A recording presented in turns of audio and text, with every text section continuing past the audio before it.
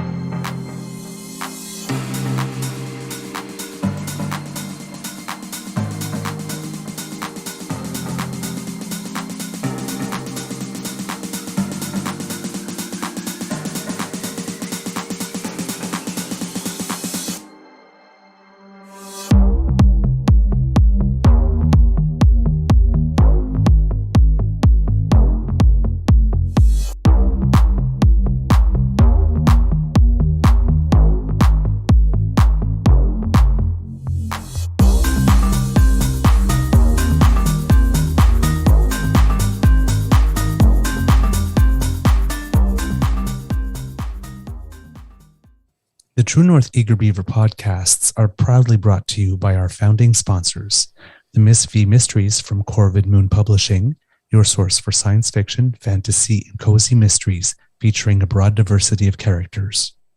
CanadianTarot.com, your uniquely Canadian online eclectic tarot community and forum, and The Peppermaster, hot pepper sauces made from fresh farm ingredients to thrill your taste buds and expand your mind.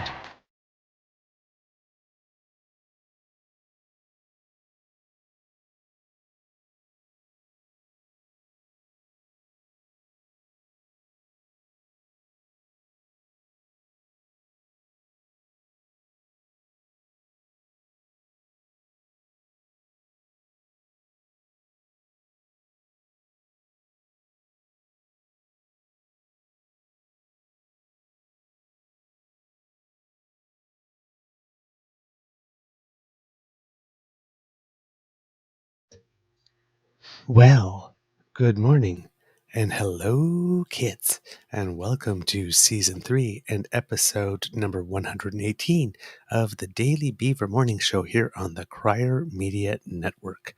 Today, recording day is Friday, May 12th, 2023, and it will be a sunny day here at the Beaver Lodge with a few clouds coming this afternoon.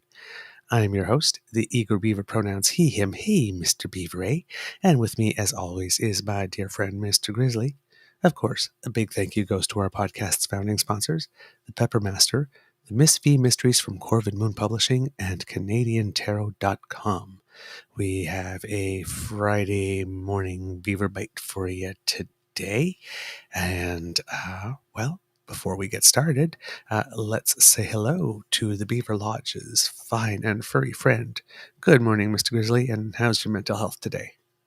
Good morning, Mr. Beaver. I'm a little off this morning, not 100% rested, feeling out of sorts, to put it bluntly. Yeah, I don't know why. It is. It is. Yeah, I'm a little as well. Since I got back from the sleep lab, it seems that my wake-up time has advanced by 1 hour. Oh, good. So yeah, I'm a little tired as well, and I do not know what is going on, but there's some weird juju in the universe because this week, rehearsing for the play in which I've been cast, on one night the director's car went kaput and she needed to call CAA. The next night, the stage manager's car got a total flat, like down to the ground in the 2 hours we were in rehearsal. Yeah, there's something funny going on. And then yesterday I went to the post office to pick up a lovely present that a kit has sent me, and somewhere between the pharmacy and back home, I lost my wallet. Great. It's been a week. Yeah. Fortunately, I retraced all my steps, did not find it. The last place at which I used it, did not see it. Somebody clearly found it because I didn't see it anywhere, but nobody had used the credit card or the debit card yet. So just have a hassle of renewing some cards and lost not an amount of cash that will break me, but a non-negligible amount of cash that I happen to be carrying. I never carry cash. Well, I Most of rarely it do, I but I always try have, to but keep a small amount just in case something happens. Because every now and then, for some reason, the credit card just decides it's not going to work. For some reason, the last 3 months, the day after I've paid it all off, Mhm. like brought the balance, the card was declined. I don't understand that. It doesn't make any sense. It's like, and it's like I'm. It's not like I'm anywhere near the limit. I mean, I don't have much to spend on. I don't have kids. I don't drive. I don't really drink. It's Not even that. like I spend money on chocolate and I spend money on my sweetie. And anyway, so yeah, it's been but since I wonder if I didn't see Kit Jen on yet, so I'm going to wait to see if she joins us this morning because the gift is from her, and Oh, hopefully fun. would like to see her to be able to have the joy of seeing me open it, Cool. because that's the fun part of the gift, right? Oh yeah, It's absolutely, the joy of someone absolutely. opening it. There So is. I have an announcement. Oh, Uh, Nothing is going to have to cancel tomorrow's podcast. oh, Yeah, okay, there was something that was on the horizon, but I didn't get any notification of it until yesterday. I'm going to leave it at that. It's okay. so I regret to we have to cancel. I can't do it. No worries, no Life worries. happens. It's not a bad thing. It's not a bad thing at all. It's actually a good thing. It's just it was on the horizon, and then I didn't hear anything, didn't hear anything, didn't hear anything, and then last night it's like, oh, we need you to be at this place at this time. I'm like, oh, okay, no problem. I'll make arrangements. Okay, So yeah, so I regret to tell the kits and cubs. It's just life happens. Life okay. happens. You know. Well, let's see maybe if we can reschedule for the last Saturday in May. Yeah, yeah, Or, yeah. The long weekend. yeah, no, not the long weekend. Is Long that? weekend is like 19th, 20th, something. The last Oh, is Saturday it? is like Okay, the I don't. 26th or something. But It's the third weekend, right? So the 22nd is the long weekend. That's the Monday. So the 20, you want to do it on the 27th? yeah, we can look at that. Sure. Yeah, yeah, yeah, Okay.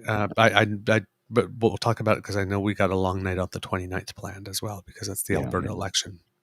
And we're gonna.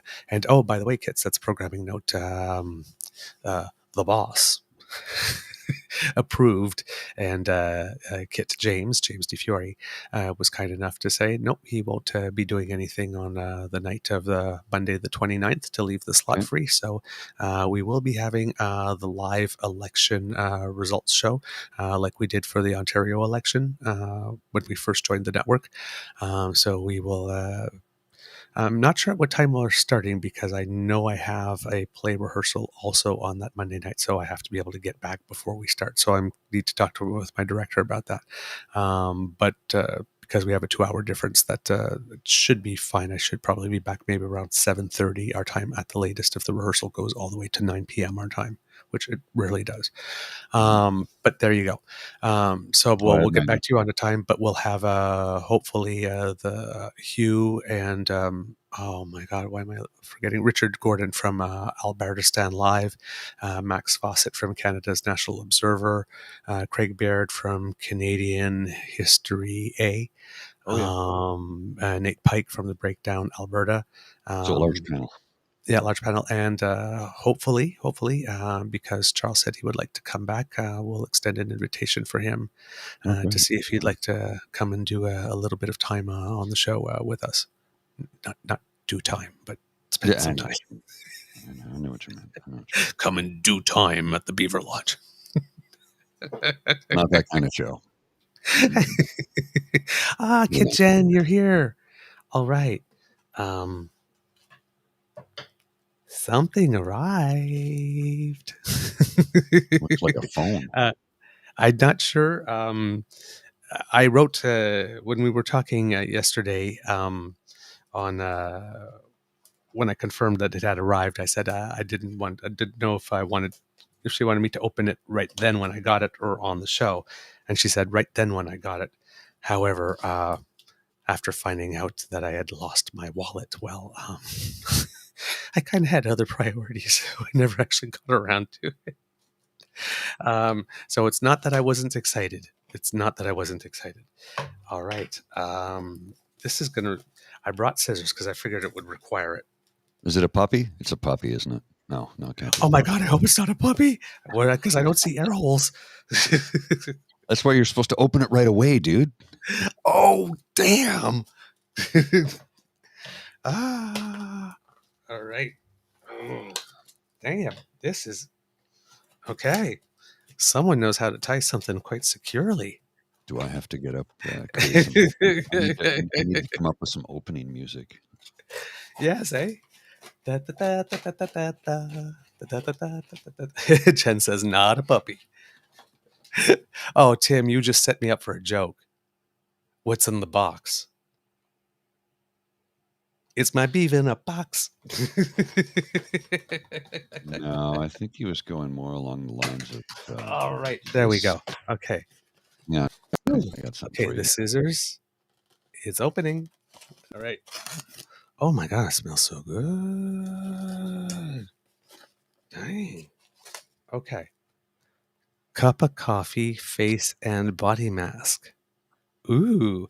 Now this, Kit Jen, is wonderful because, as I said, what's in the what's in the normal life. Put the gun down, David. It seems that envy is my sin. What's in the box? Not till you give me the What's gun. in the fucking box? Give me the gun. not more than 30 seconds. 7, one of my 13 favorite seconds. movies of all time. Too good Yeah. choice. So yeah, cup of coffee, which is quite fantastic because, as everybody on the show knows, I love the smell of coffee, but just don't understand how it could taste that bad. Exactly, Jen. You can smell it, don't have to taste it. I love you. You know me. And then Kalamazoo beard and facial wash. Ooh. Okay, I'm gonna have to use wait a little while to use this because I'm gonna have to be clean shaven for the show. Mm. Let's see. Oh my God. There's like so many things. Full care package Just there. Sadeka, I want to send something to Paul so he doesn't feel left out. Ooh. Don't worry about me. Now this, I'm guessing, is not fudge. It looks 'cause like it looks like fudge. chocolate. Or is it a hunk of cheesecake? It's a cheesecake, isn't it? It's cheesecake. Fudge. Oh, morning pour. Coffee in the cup, and soon coffee cream on my face. Hey, I'm gonna leave that there are one worse be. things in life. Hey. Get out of the gutter. Get out of the gutter. I said I'm Normally gonna I leave go it there. be. Normally I go there, but not today. I'm gonna Ooh, leave it a be. bath bomb in Mm. blue and my favorite color, green. Oh, so thoughtful, so thoughtful, so thoughtful. And more. It's like an infomercial. But wait, there's more. Wait, there's still more. And if you call now, there's a one-time offer. Honey soap. Only Okay, 5 payments, $24.99. It was not exactly. It wasn't fudge. It was honey soap. Honey soap. Mm. Ooh. Okay. Now again, I'm gonna guess that this is not meringue for me to eat. Looks like it though. Should I? No. Okay, no. It's a bottomless box, says Kit Ladam. They're all labeled on the bag. Oh, cool. Okay, yeah, sleepy shower bomb. Ooh. Honey, I washed the kids' hand and body soap. Honey, I washed the kids. Guardian of the Forest bath bomb. Ooh, love this. Okay, then I should probably put the things back in the proper bags. There you go. Okay, ooh, something in a bottle. Let's see. Sticky dates. I'm not. You're just lobbing them right across the plate, dude. I've had a few of those. You know how hard it is for me not to knock that out of the park? I'm really restraining myself right now. I'll save it for tonight's when I'll join at some point this evening for the casual Friday. Oh my God. Miss Sadeka, Paul, let me send you some snacks or coffee. Kit Jen says there's one that's not soap. Ooh, yeah, I know, sticky dates. I right. Ooh la la. Lord of Misrule. So I'm not sure what this is. So it looks like a lip balm. Lip balm? A lip balm? Miss Adeka, Douglas gets all the fun. Oh, trust me, Mr. Grizzly has lots of fun too. Well, yeah, I do. Yeah, he does. He does. He's got that going on. I need the presents. I'm still losing weight. All right. And then, oh, look at that. Little peaches. Oh, is that what it Come is? on. Come on, man. I thought This it was is so little great. butts. I thought it was little Oh, butts oh, she with a says, bow. okay. Yeah, it's cologne. She Smell said, it. smell it. You can smell it. You can smell it. Oh, my. Oh, Oh, that's the cologne in the yeah. What do you call Oh, it? It's like a pomade Jen. almost. It's a waxy cologne. Yeah. Jen, wow. Thank you. My beaver. I think my beaver sweet is going to thank you for this one. Mhm. Oh, gee. That sounds good. Okay. And let's see. A little frame. Oh my God. Oh my God. I can't see that. There you go. Are Are you a you a beaver? beaver? Q Damn. damn. Us damn. Oh. Hold on. This deserves a twirl.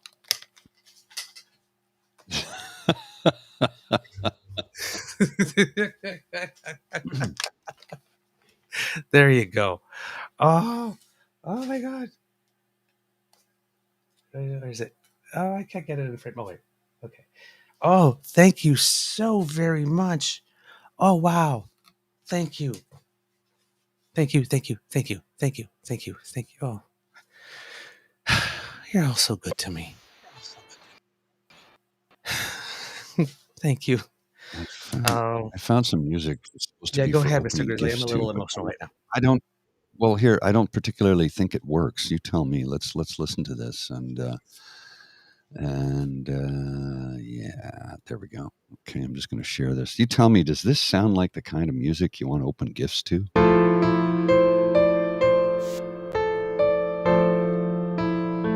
There's not enough whimsy there. Hold on. That's more like Yeah, melancholy. one pellet. Yeah, it's not whimsical. I don't They care. sent me a box of For that. pellets. Peanut. Yeah, the styro. Yeah, the styro insert. Yeah, I hear you.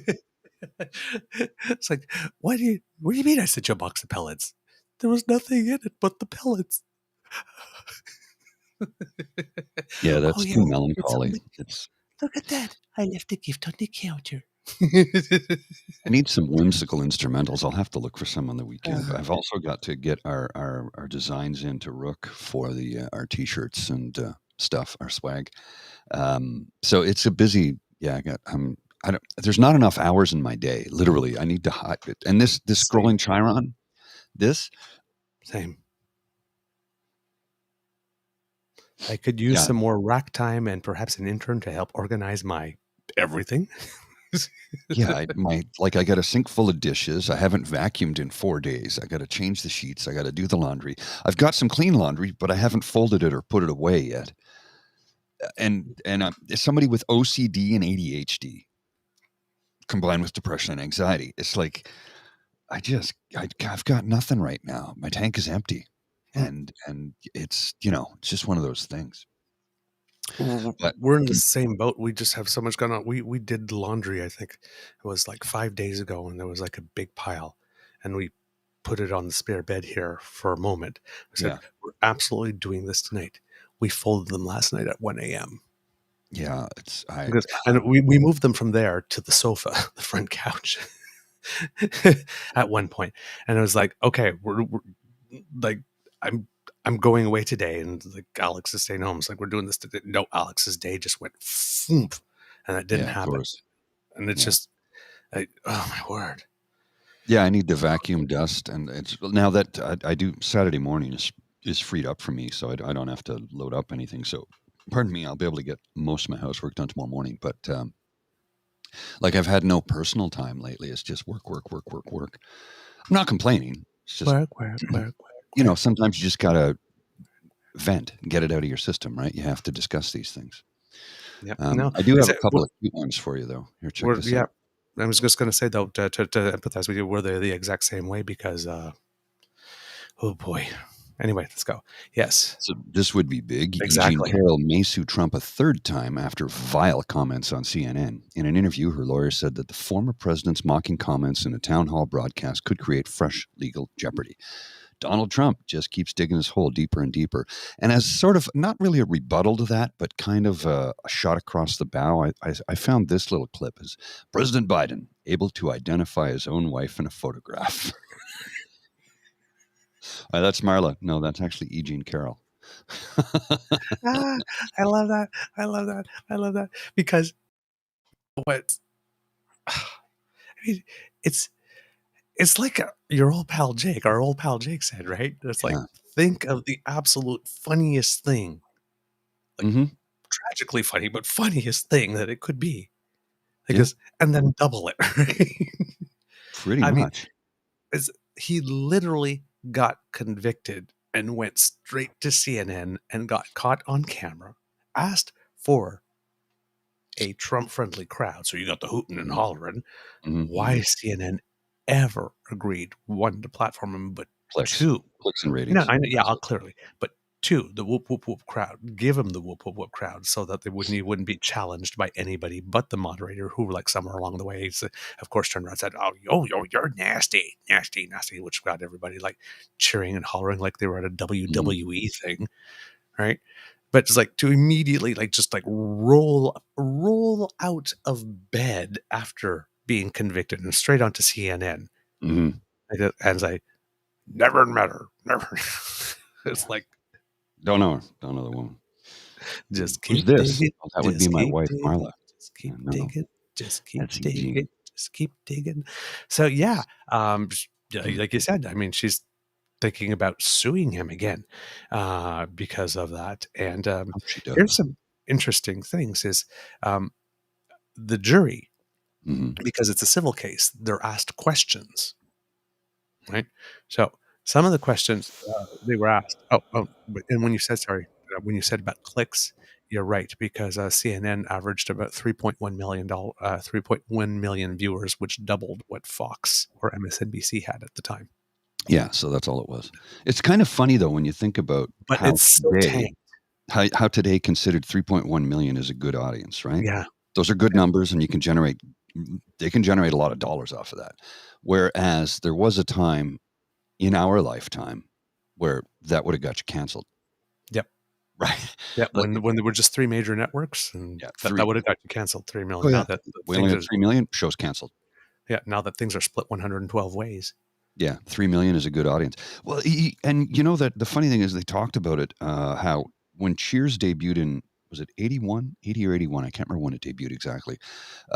It was low in the ratings, but the producers and the network believed in the show. It took a couple years to find its legs. And I mean, here's the thing, the show is great, and it's it didn't it took a few years to find its audience, not its legs. It had its legs right from the get-go. Like from the very first episode right to the final episode. It did improve as time went on, but it was great right from the start. But they said that show would not make it to air today. Maybe a streamer would pick it up if they saw potential, but today it wouldn't be on the air. And yet, at the same token, its debut numbers were better than a lot of number one shows are today. Yeah. So the irony, right? It's like it Right. wouldn't make it today, and yet it had better numbers. So it's like you say, because it's split. The pie's the same size. It's just the slices are smaller. So any numbers you can get are good numbers. Okay. Kid Hugh just said, "Happy Friday, Douglas. You look like a fresh flower, Paul. Looking good." Really, I think I look crap, but thank you. No, this will- I really rolled out of the rack. I didn't clean up my beard yet, and yeah. And it's a couple more weeks. I'm going to try and get to work on the designs and the bidding prices, and to get rid of this. And I've told a couple of people at my place of work, and they're like, "Hey, we can get involved with that." I'm like, "Oh, because I told them, I said, 'Oh, this is coming off soon.' Why? Well, it was all for charity to begin with." "Oh, really?" And I told them, they said, "We can get involved." And I'm like, "Do I want to intersect? That's like." For this type of thing, yeah. I know. I'm just trying to figure out. It's personal life and private life, Okay, gotcha. work life, personal life, private life. It's that Yep. sort of thing. Like one of my bosses, because I have several, I would love to have her on the show as a guest, because this is the most incredible human being I've ever met in my life. I mean that when I say it. Just an unbelievable human being. But she's my boss. I don't know how to. I don't know how to stick handle that one. I'm not look. We're not journalists. We're not seasoned at this. This is something we've only been doing for a couple of years now, and I'm still trying to figure out our way around things. So it's like, whereas James, who is a writer and has interviewed hundreds of people and has been a writer for a very long time, it's simple for him to be able to separate those two things. And I'm still kind of like, that's my work life. My professional life is over here. And then there's, a personal life over here. And in the middle, we've got this program. And I do share a lot of my personal life in this, but I try and keep it very separated from my personal, my professional life, even though yesterday, I was literally in a control room at work doing this show. But you understand what I'm saying? It's like, maybe what I'll do is I'll put you in contact with her, and maybe you guys can work something out, and I'll just sort of chime in periodically. Literally the most impressive human being I've ever met in my life. Like All right. unbelievable, like ridiculously accomplished, and just how when you meet somebody who has this super positive vibe, this positive energy, and you're around them, and I'm sure you've met people like that, but you can also see that there's like an underlying sort of what's the word I'm looking for, not a naivete, but like and not a weakness, not a naivete, but like something else. You mean someone like you? Really? Well, anyway, she Just has saying. well, she has both super positive, happy, vibey energy that it's infectious and you need to be around it. But sometimes you'll see that that person is like, you might think they're covering for something, or there's a trauma, or I don't get that vibe at all. This is not only the super happy, vibest person I've ever met, super accomplished, but also is completely fearless and fierce in every sense of the words. I don't think she's ever had any trauma in her life. And I say that, tongue in cheek, of course, because everybody has trauma, but she's overcome everything. Just an incredible human being. I would love to have her as a guest on the show. And she knows, she watches the show. It's not, if Well you're then, watching, consider yourself invited. Please. Please. I'll put you in touch with her, and I would love to have her, her glory, her grace, her fierceness, exposed to a larger, wider audience is what I'm trying to get at. Everybody needs to see this person. That's what I'm trying to say. All right. Well then, if you're watching, you are invited. Please come and visit the Beaver Lodge. And if you're not watching right now, or later, but of course, if you're watching right now. But but if you're watching, then yeah, absolutely. Get in touch with me. We leave our email address at the end of the show, and yeah, we'd be happy to hear from you. I'll send her a note. I'll send her a note. Yeah. All right. So getting back to E. Jean Carroll, which is a sort of weird thing to get back to after Yeah, speaking I know. about such a wonderful person. Well, but I don't think E.G. Carroll's a bad No, person. the other person. Oh, The other person that we need to talk about when we talk about her is not the great person. Oh, that thing with a dead animal on its head. Yeah, exactly. And the You're subject. a billionaire and you couldn't get a decent haircut? Come on. You're broke. You're broke. So it seems that while CNN might be having gotten some good ratings, the whole event was described pretty much as cable carnage and a train wreck. So I'm not sure what CNN did for itself in terms of the respect of their peers. Anyway, in a civil case, I guess in a criminal case, it's, do you find that the person committed this crime and the evidence was there beyond a reasonable doubt? And it's a guilty or not guilty, and I guess there are different charges. But actually, I don't know that because I've never been in a criminal trial. I don't know if I'm guessing they must have questions the same way. I'm not sure, but this one asks a whole bunch of questions, and then this is preponderance of the evidence. So the questions that the jury was asked: did Mr. Trump sexually abuse Miss Carroll? Unanimously, the jury said yes. Was Miss Carroll injured as a result of Mr. Trump's conduct? Yes. Yes or no, Mr. Trump's conduct was willfully or wantonly negligent, reckless, or done with a conscious disregard of the rights of Miss Carroll? Yes. Did Miss Carroll prove by preponderance of the evidence that Mr. Trump's statement was defamatory? Yes. Did Miss Carroll prove by clear and convincing evidence that Mr. Trump's statement was false? Yes. Did Mr. Trump make the statement with actual malice? Yes. Was Miss Carroll injured as a result of Mr. Trump's publication of the October 12th, 2022 statement? Yes.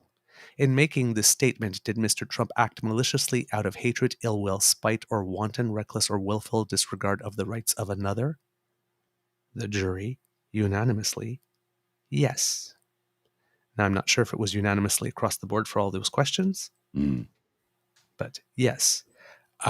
In addition to losing the case, the judge awarded $5 million to Miss Carroll and wrote a specific order that it should be paid immediately. Yeah, he don't have it. He don't have it. We all know he doesn't pay his bills. Try and do contract work for him. Build a building for him. See how quickly you get paid. Yeah. The jury needed less than 3 hours of deliberation. Yeah, that's telling. Carroll testified for 3 days. And Trump did not mount a defense. No. He's now telling his people that he was not allowed to mount the defense. No, he was not allowed to mount the defense he would have wanted to mount, which would have been all lies and more defamation in court and perjury. But he was allowed to present a defense. He chose not to. And not only did he choose not to, but remember, he went to the judge. He had his lawyers go to the judge and say, hey, judge, while you're at it, could you, I don't want to show up for this thing because, I don't want to be facing somebody that puts the mirror right in my face and shows me what a kind of bastard and dick and prick I am. So I'm going to protect my fifis by staying over here. But could you tell the jury, even though that I'm not here, that the fact that I'm not here should not be construed as the fact that I'm guilty as fuck? You're paraphrasing, of course. I mean, he did paraphrasing, and then I believe, to paraphrase the judge, pound sand. Sounds about right. Yeah. To take it away from the legalese speak and put it into the let's talk right down to everybody at a level we can all understand. Those are the words of Malcolm X, by the way. Talk right down to everybody at a level we can all understand. And that's basically what he said. Effectively, I mean, taking the legalese out and the politeness and the niceties, all polite and Trump, those are two diametrically opposed things, but yeah, you get what I'm getting at, right? Yeah, absolutely. And it seems that even though he didn't testify, he was deposed. And apparently the whole deposition is on YouTube. It's like something like 48 minutes. And apparently at some point in the deposition, he actually, when they asked him about the, when you're a star, they let you do it. Mm-hmm. Grab him by the... Sometimes I don't watch this. I don't watch the news. Grab him by the hoo-ha. again, never grab the hoo-ha. Don't grab the hoo-ha. There's other things. There's other verbs. Don't grab the hoo-ha. Well, the kitty. Apparently, yeah. Well, no, well, yeah. No, kitty is not the word I'm saying that there are other I words. know. Caress, cajole, pet. Don't grab. Mateo could be watching. Yeah. Trying to curb our sweariness, Yes. right? Well, And that's my theory. Yeah, saying the hoo-ha. Mhm. Apparently, when asked about that, hoo-ha. Apparently, when asked about they let you do it, he said, "Yeah, they let you do it. Fortunately or unfortunately." They don't let you do it. It's called being caught off guard, not Mhm. expecting it. But it's Because it's the fortunately or unfortunately. Why would yeah, you say or unfortunately? because he's an idiot and he doesn't know how to speak. But that's a bit of a confession. Because look at the mess that he's in now. So yeah. Isn't that a car, Ellen? That's a car. The- Isn't it? That's a car. Swedish I car. love my brand new Volvo. Gets great Yeah, gas yeah. mileage. Little pink Volvo. They get great mileage. The diesel one especially. Now, speaking of this guy again, since we're on the subject of him, it seems that Vagina. yeah, I'm it just reading the seems comments here. So every time Trump was talking about China, going to China, it's like he was saying that word but without the yes, first I know. syllable. Yeah. Okay. You ever notice how? And I know this is, but it's a squirrel moment for me. There was an episode of Monty Python's where they talk about different types of words. That's a tinny word. That's a woody word. Woody, like oak tree, like gourd, and Tim. That's a tinny word. Steve, tinny Oh word. yes. So like the tinny and the woody, you get it? Like so a good a tinny word that describes a member of the male's anatomy is penis, and when it describes the female's anatomy, it's vagina. One's woody, one's tinny, and the tinny is not what should be woody. But if they're tinny, woody. Woody. ah, You like can look it up. It's an old Monty Python skit. I like Kit Saucy going, play nicely with the beaver.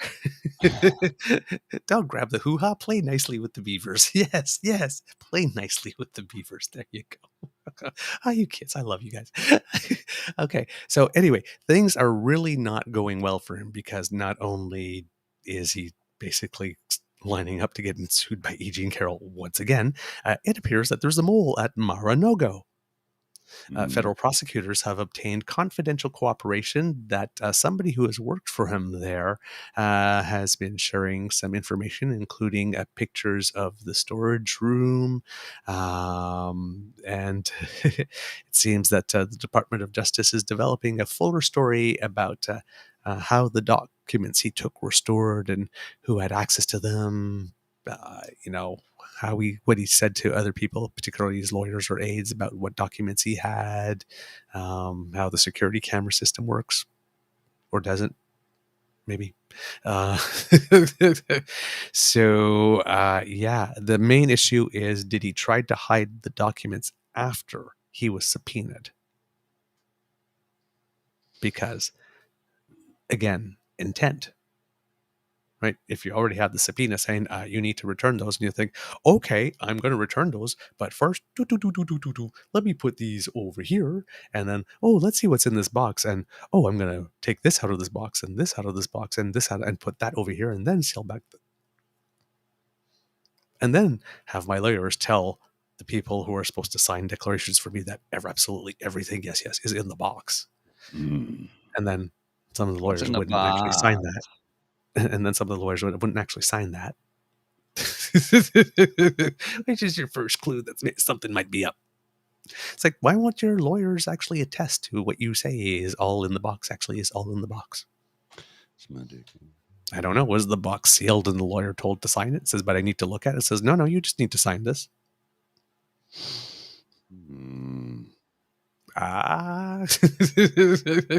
Anyway, so that's not going very well. And then in his criminal trial in New York, the one about his tax fraud criminal, it seems that the judge didn't slap a gag order, but did slap something called a prohibition order, which means for everything that his lawyer's team is going to get from discovery, the judge said it is going to be given to them solely for the purposes of preparing the defense, that nobody on the team shall copy, disseminate, disclose the materials in any form or by any means to any third party, including but not limited to by disseminating to any news or social media platforms, including but not limited to Truth Social, Facebook, Twitter, Instagram, Snapchat, WhatsApp, or YouTube. That the information shall be kept in the sole possession and exclusive control of the defense, and shall not be copied, disseminated, or disclosed in any form. And it is further ordered that the defendant is permitted to review the limited dissemination materials only in the presence of defense counsel, but the defendant shall not be permitted to photocopy, copy, photograph, transcribe, or otherwise possess the limited defendant dissemination materials. And with regards to any evidence obtained from witnesses' cell phones, it is ordered that any other portion of the forensic images of witnesses' cell phones shall be reviewed solely by defense counsel, meaning that 45 can't even look at it. Well, Prosecutors can apply to the judge if there's something they feel he really needs to see, and the judge determines that this are all the things that need to be put in place so as to not taint the potential jury pool. you said taint. I did.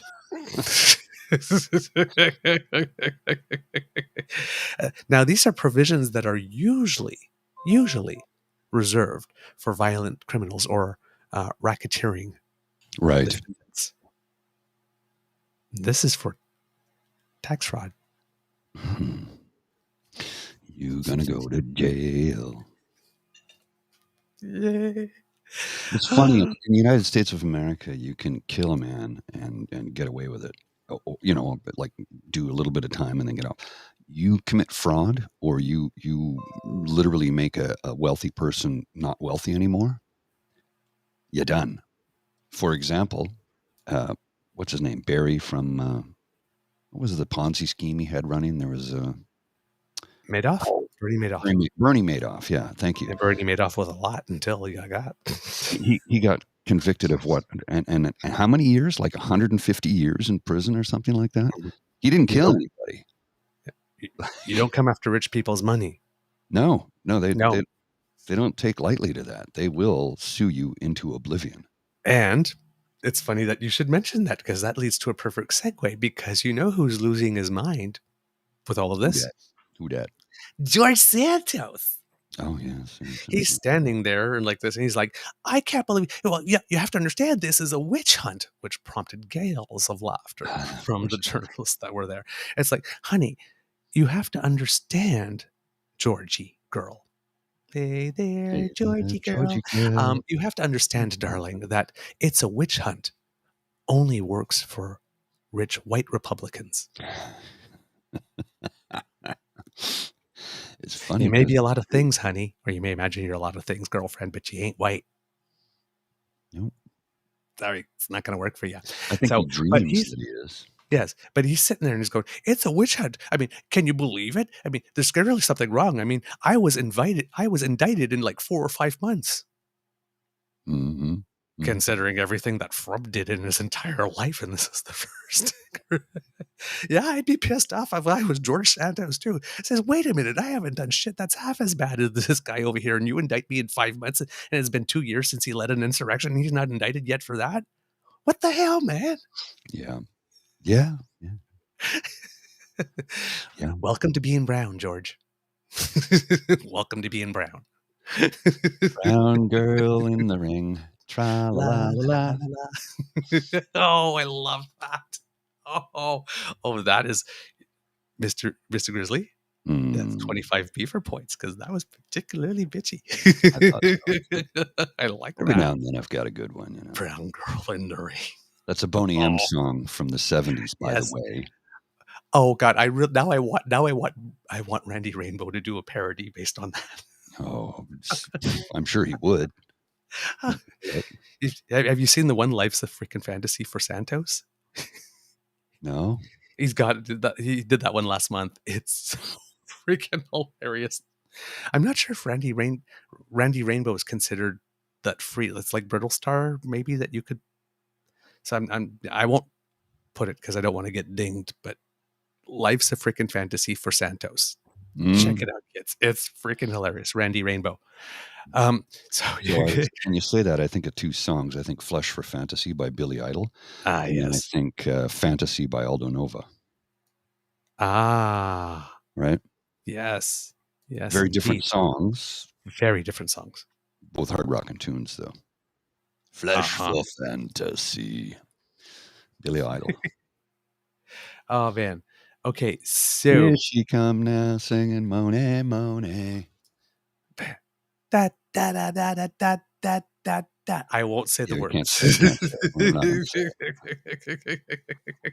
it. When we went to the Depeche Mode concert, that was one of the songs they played afterwards And when of we were course, dancing in the everybody. lobby. And of course, again, really weird to see a whole bunch of 50-year-olds going. It's because it takes them back to their misspent youth. I can't believe they let us sing that when we were dancing at high school dances. How are they going to stop you? That's true. Well, I mean, maybe not play that song. It was in the top Anyway. 40. So, since we're talking about George Santos, something interesting happened about the passport thing. I have one for you.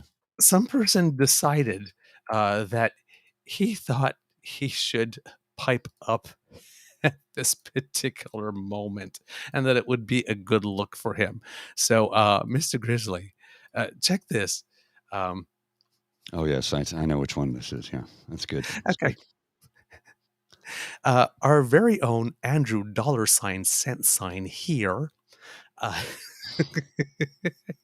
decided to post a meme with Drake like this Terry Fox grit and determination. Oh no, can't have that. Man with a wheelbarrow. Yeah. Okay, let's talk about this. Isn't Number he one. American? Yeah. I'm a Yankee Doodle Andy. So here we are. A Yankee Doodle till I die. So more like a Yankee Noodle. Okay, number one. Remember how we always talk about conservatives needing to punch down in order to elevate?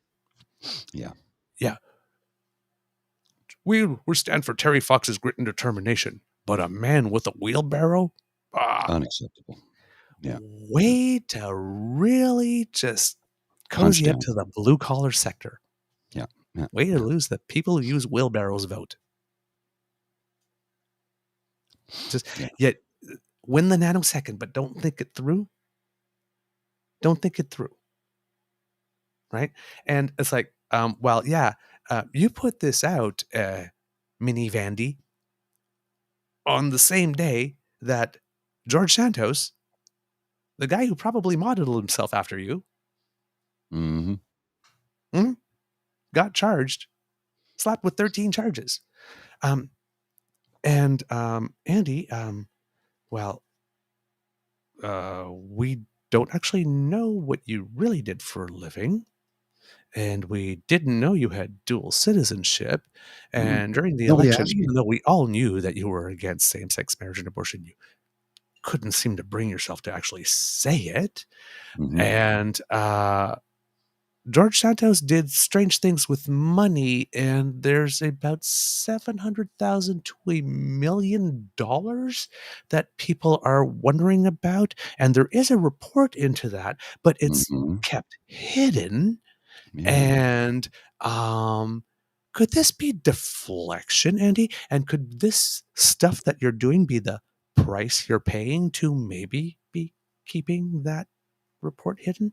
I mean, it's very rare that someone who was rejected not only by all Canadians, but also by his party remains in the party and gets elevated to the inner sanctum of the new leader, the better to be kept on a short leash, perhaps. And maybe this is the tune that you are dancing to, the tune that PP is calling, and people, in order to keep that report into that 700,000 to a million locked up tight. It's all so very. At first, we practice to deceive. No, what a tangled web we weave when at first we practice to deceive. Well, we all know about you, Handy. Hmm? We know all about you and your hidden and your minivan and your private school and the $700 to $1 million that is unaccounted for. Oh, it's accounted for. Oh, It seems we just don't know. Yeah. And a substantial portion of that 700,000 to $1 million was funded by us, the taxpayer, because they came from political donations, which are very, very, very generously subsidized by the taxpayer. So a good chunk of that is our money, and particularly donors to your party's money. And I'm sure they would really, really, really, really, really want to know what happened to it. But I guess so long as you dance monkey, dance monkey, dance monkey, yeah, yeah, yeah. I To the need tune. some money. $10 should do. Everybody needs some money. Speaking of $10, here's a good Yes, segue. thank you. Today in outrage news, the government scrapped the oil refinery from Canada's beloved $10 bill and replaced it with a bird. Clearly, climate activism run amok by the woke government of, checks notes, Brian Mulroney. But still, why weren't people screaming about that? Oh, that's right, because we don't give a shit. Same as we don't care about what's in the passport, because it was maple leaves until 2013. It's only had Vimy Ridge and Terry Fox for 10 years. And every 10 years, they have to update. And sometimes, and as the future moves on, they'll have to update it more frequently. Same thing with currency. There's only a matter of time before literally cold, hard cash in your hand disappears altogether. It's going to happen.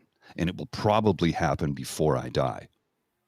Because, quite frankly, the amount of money spent to produce money and designs, I mean, until they figure out a way to create a digital currency that would involve artists and graphic design, they got to keep people working.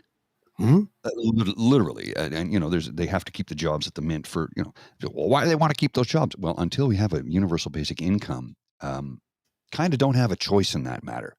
You can't unemploy thousands of people or millions of people, and I'm not just referring to the mint, of course, but if you suddenly find millions of people unemployed, how are they going to eat?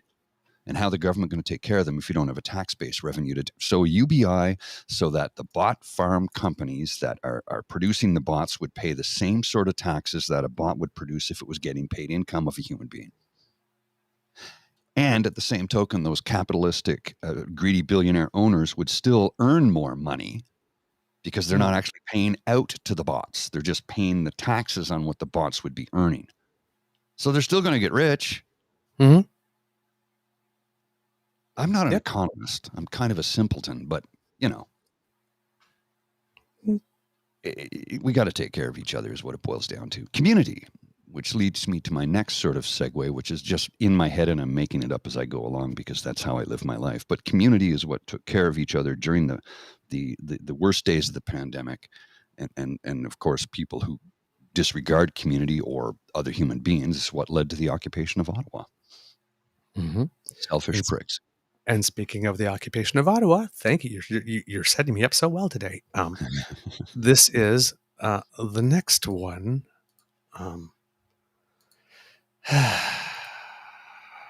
Her. Yeah. Again.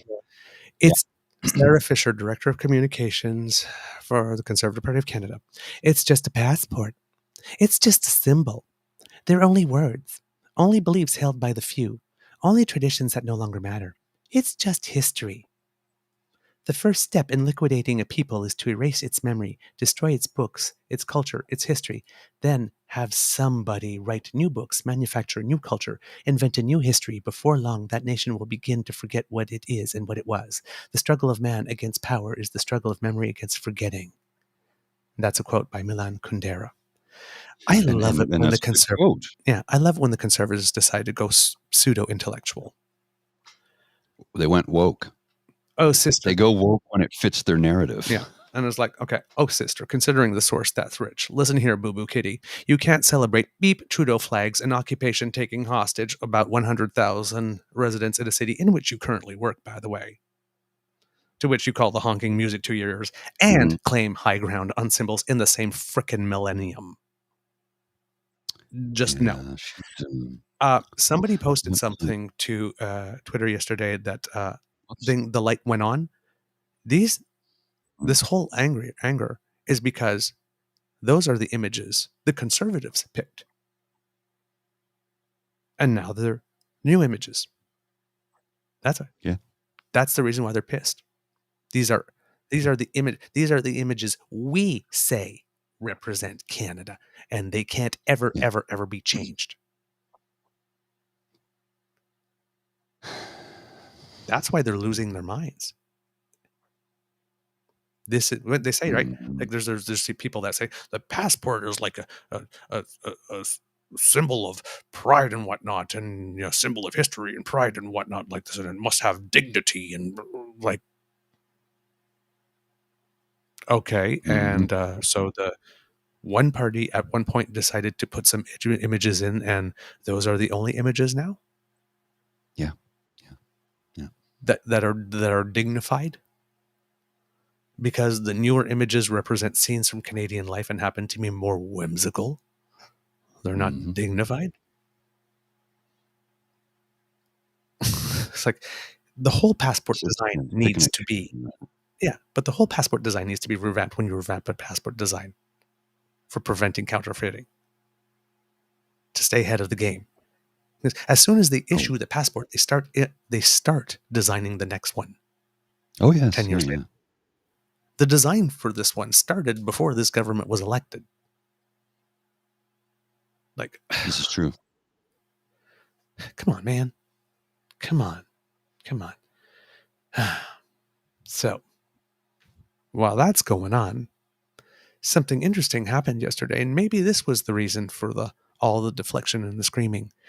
Remember when the Conservatives really wanted Katie Telford to come and testify? And they were like, and the Liberals really didn't want to. I don't know why they stonewalled for 3 weeks, because, I mean, she had testified before, and she can be trusted to testify. I mean, she does. She knows what she's doing. I mean, Katie Telford is about to by next year, she's going to be if she's still in the job, she's going to be the longest serving chief of staff in Canadian history. So by I far. don't know why. Yeah. So I don't know why they, stonewalled, but she volunteered, and then she went and testified. And then they asked if Jenny Byrne would come and testify. And then all of a sudden it was the Conservatives that didn't want her to testify. They were refusing. Well, turns out she did. I didn't even know it was coming.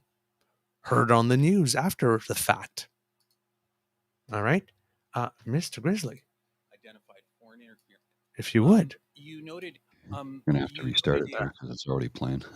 Yeah. For some reason, it's going off on its own. All right. Okay, ready? There we go. Come on. You noted in your comments earlier on that you didn't receive any information or read any reports regarding foreign interference, but... Any reports? Okay. In 2013, CSIS's public report identified foreign interference as an existing threat and one that was going to continue to grow into future years. Did you read that report? I do not recall. Did you receive that report? You were the deputy. I was the deputy chief of staff. Yes. You don't recall? I do not recall. You paint a very different picture of Stephen Harper than some of the other witnesses that have come before us today. A former intelligence officer said, and I quote, Stephen Harper became soft, and quote, on China, and quote, agents of influence were capable to gain access to him and change the course of his decision making, end quote. I have a series of questions for you. Yes or no are sufficient. So if you wouldn't mind indulging me. You were never briefed on foreign interference after a Chinese state news agency asked a reporter to spy on the Prime Minister. I was not. You were never briefed on foreign interference after the same news agency was involved in a honey trap operation with Conservative Parliamentary Secretary. I was not. You were never briefed on foreign interference when a year earlier, CSIS director Richard Fadden publicly warned that some politicians were falling under the influence of foreign governments through personal relationships. I was not, as I was not in the Prime Minister's office at the time. Okay. And you were never briefed about foreign interference after John Baird took a job with a Chinese billionaire. I was not. I was in 2015. I was the national campaign director. You were never briefed about foreign interference after that same Chinese billionaire donated $1 million to the National Art Gala while sitting next to the gala's honorary chair, Maureen Harper. I was not. Wow. Okay, so all these conservatives that has been spending like the last month or so saying it's inconceivable that the prime minister would not know that, like, but we need to keep that to the last 8 years. Suddenly we start going back to 8 years and say, well, now Jenny Byrne is working for the party, so they knew all along, didn't they? Of course they did. Of course they That did. they're not briefed about these things because she wasn't briefed about these things. But notice that there are no conservatives during that whole line of questioning that went, oh, come on, you didn't know, that's not believable. Well, let's look at some more testimony. This is from our friend Mark Burry. Some more testimony. Some more damning testimony. I asked you to spy on the PM, asked you to spy on the Dalai Lama. Now, you reported this. What did Prime Minister Harper do about it? It needs to be louder. It needs to be louder. Follow up. Nothing. It's as loud as it can go. I was completely It's full volume. on my own, reliant on basically the strength of my wife to get through this. And couple of people in the press gallery. But in terms of the House, in terms of the government, in terms of the media, I was on my own. It was a dream world they wanted to live in, and I was not part of the dream. So shouldn't I ask you to spy on it? That's as loud as I could make it. Sorry.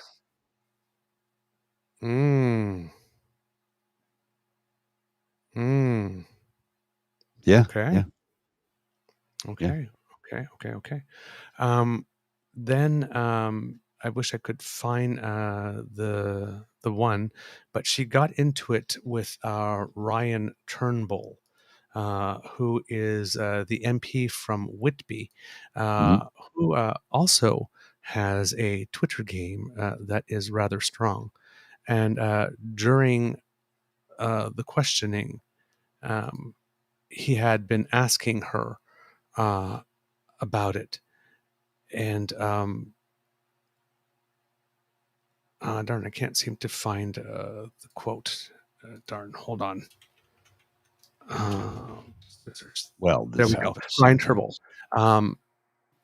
We've heard from numerous national intelligence and security experts that this has been going on for 30 years. Jenny, well, then call a national inquiry and open the scope to more than the last 8 years,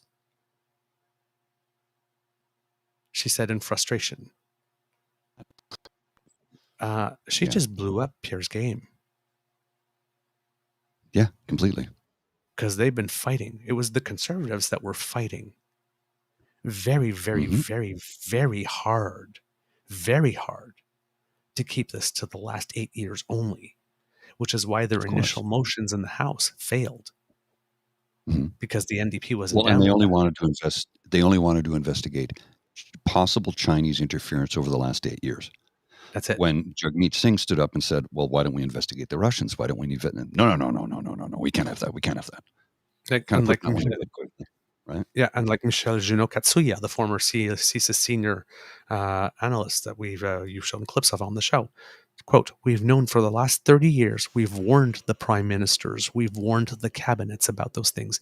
People for self-serving interest, for partisanship, or by negligence neglected to take action. Because we acted so weakly, this foreign interference took place and was well rooted in our system as we speak."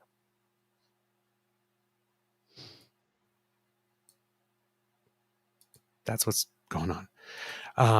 Now, and on that, it seems that Canada has taken a move, and that we will be instituting a foreign agents registry that was announced yesterday. Conservatives have been calling for it, similar to that which exists in the United States and Australia.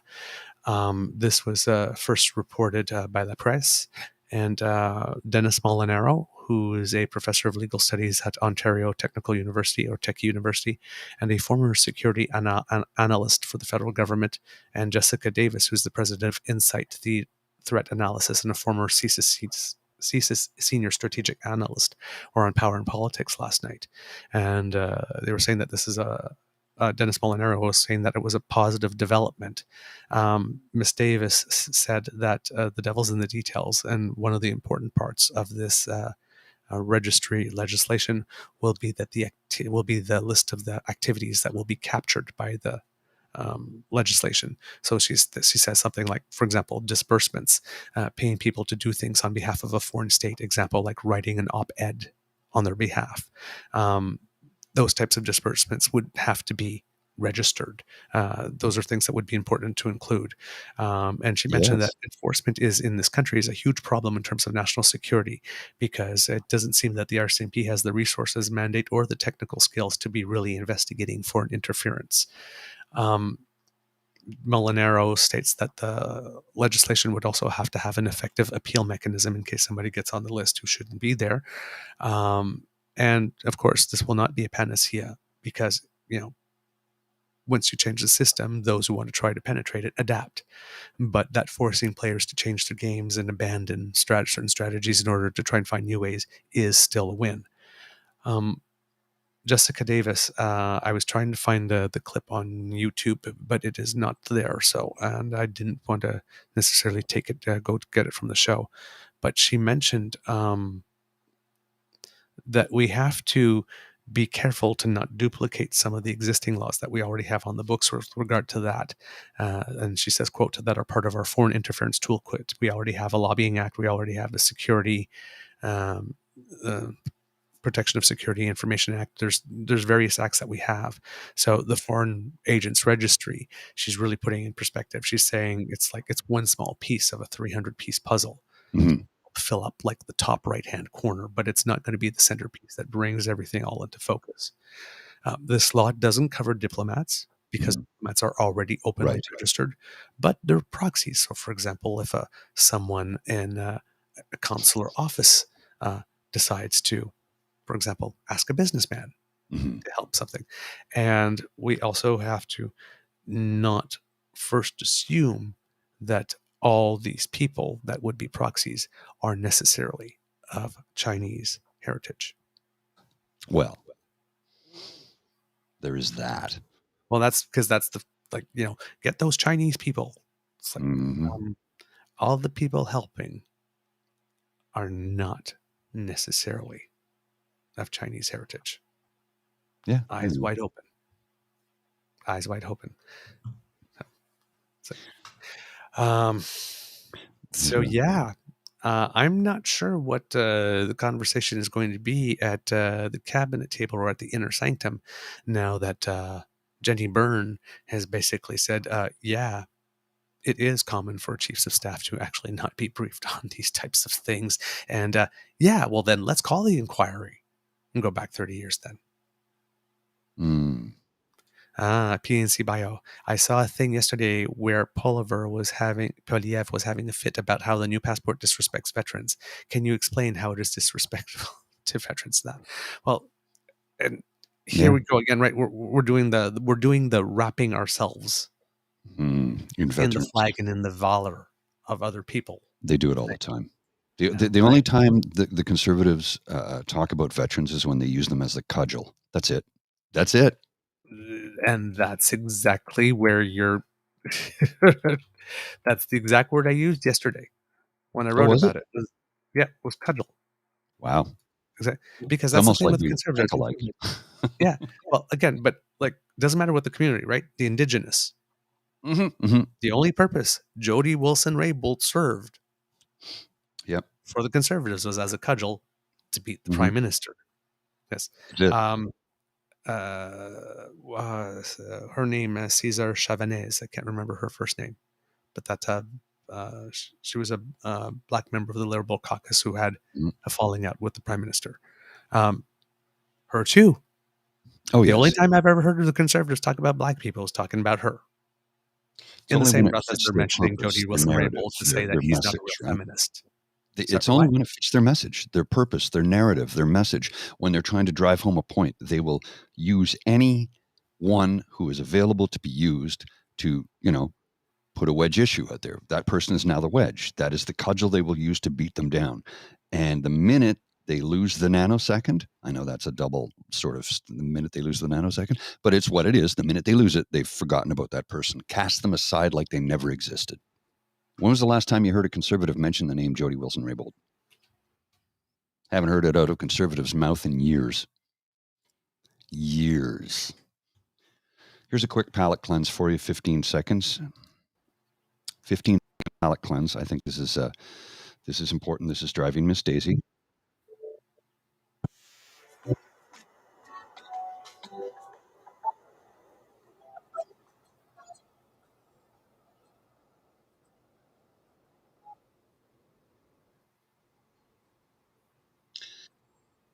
Just a little palate cleanse.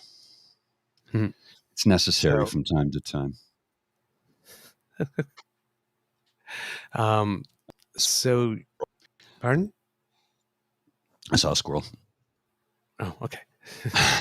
So, so yeah, we have basically PP doing stuff like this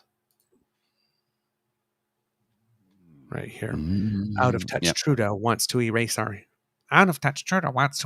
history. I will bring home pride in our symbols and stories. Again, the guy who delivered Timmy's to occupiers. Mm-hmm. Yeah. There's no, and I'm like sitting there and I'm going like tens of thousands of Canadians, myself included, are without a family doctor, in part because mostly Conservative premiers chased them, as well as nurses out of the fields with onerous policies, and you're spiking the ball on symbols? Just That's not big. serious. Well, Just not serious. Oh, I think Mr. Grizzly is frozen there. About 19,000 evacuees in Alberta due to wildfires, floods in BC, the Red Cross is in action, and you're wasting your platform and privilege on passports?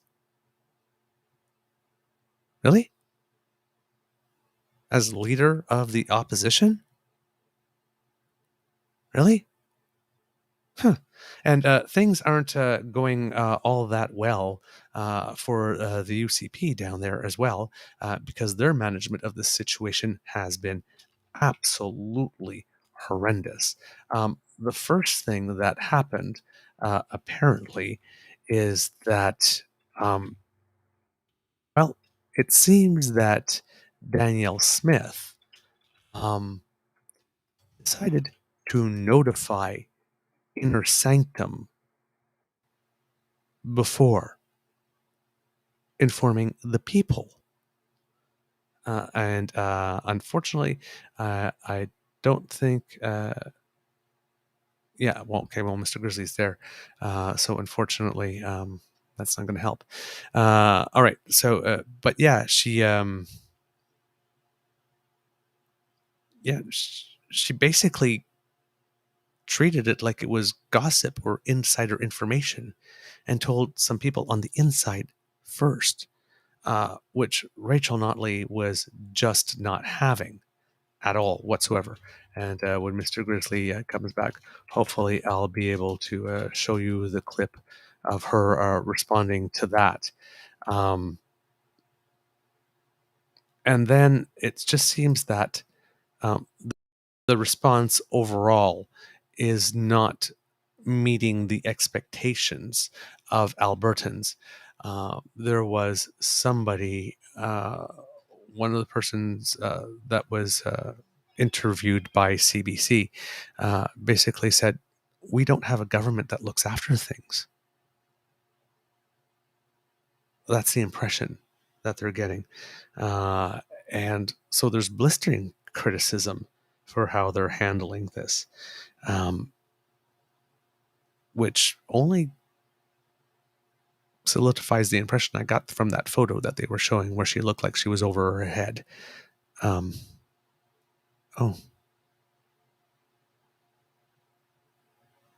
I am not sure if we are still on. I just got a note from Mr. Greeley saying that Restream dropped the connection. Okay. Is there any other kits who can actually hear me at the moment? If you are, just say yes. Yeah, we still have it on. Internet is offline. We still see you. We still have it on. Okay.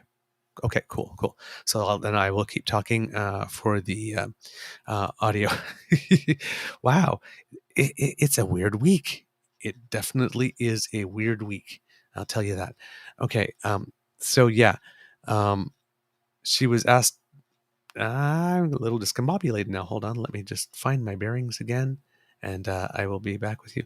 And for some reason, I can't even find the clip. Wow. Okay. Everything is a little weird today. Yeah,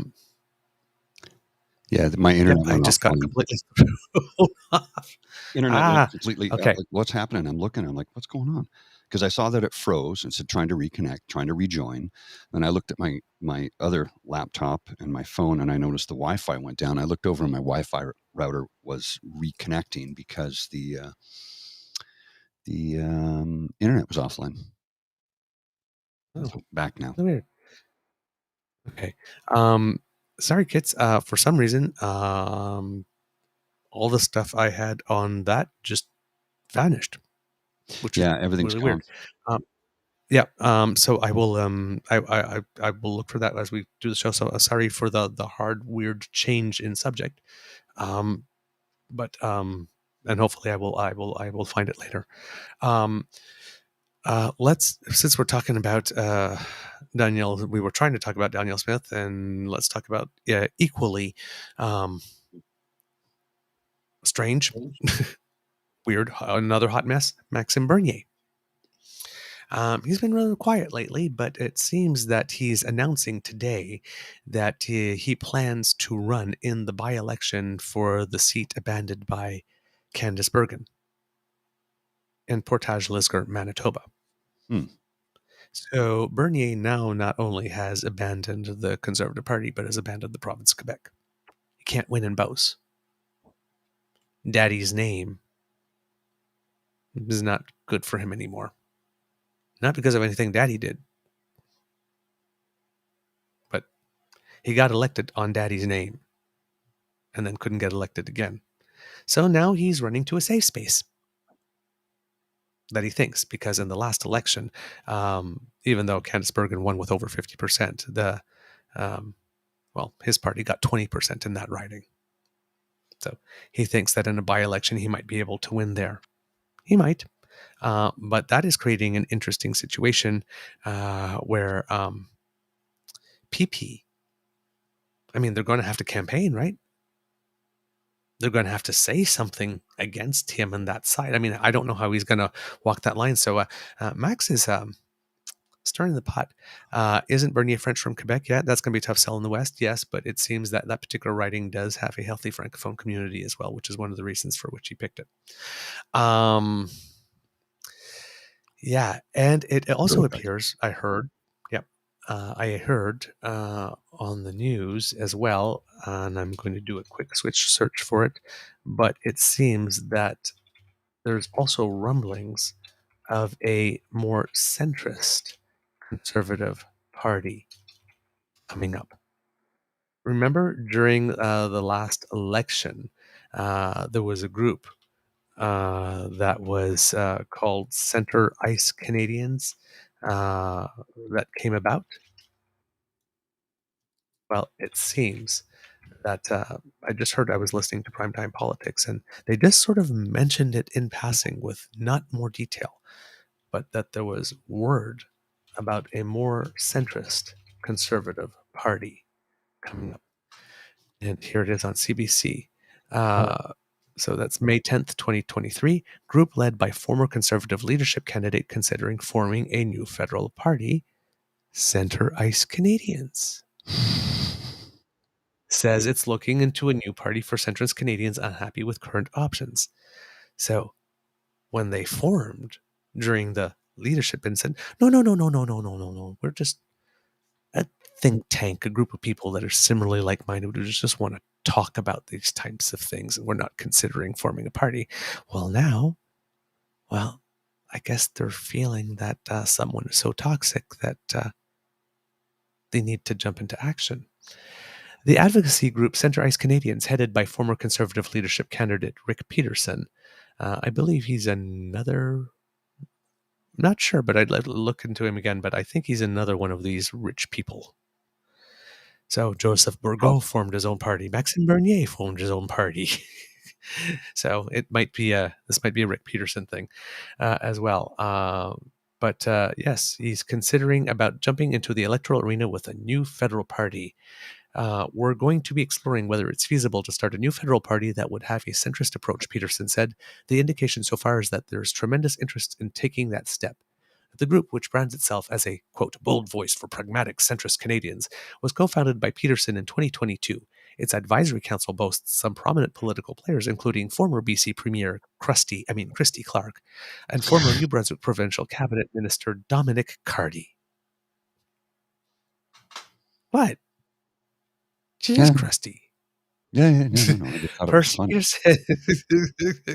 Peterson said in a newsletter to CIC supporters that he and Cardy will lead a working group to draft a constitution and platform for a new party.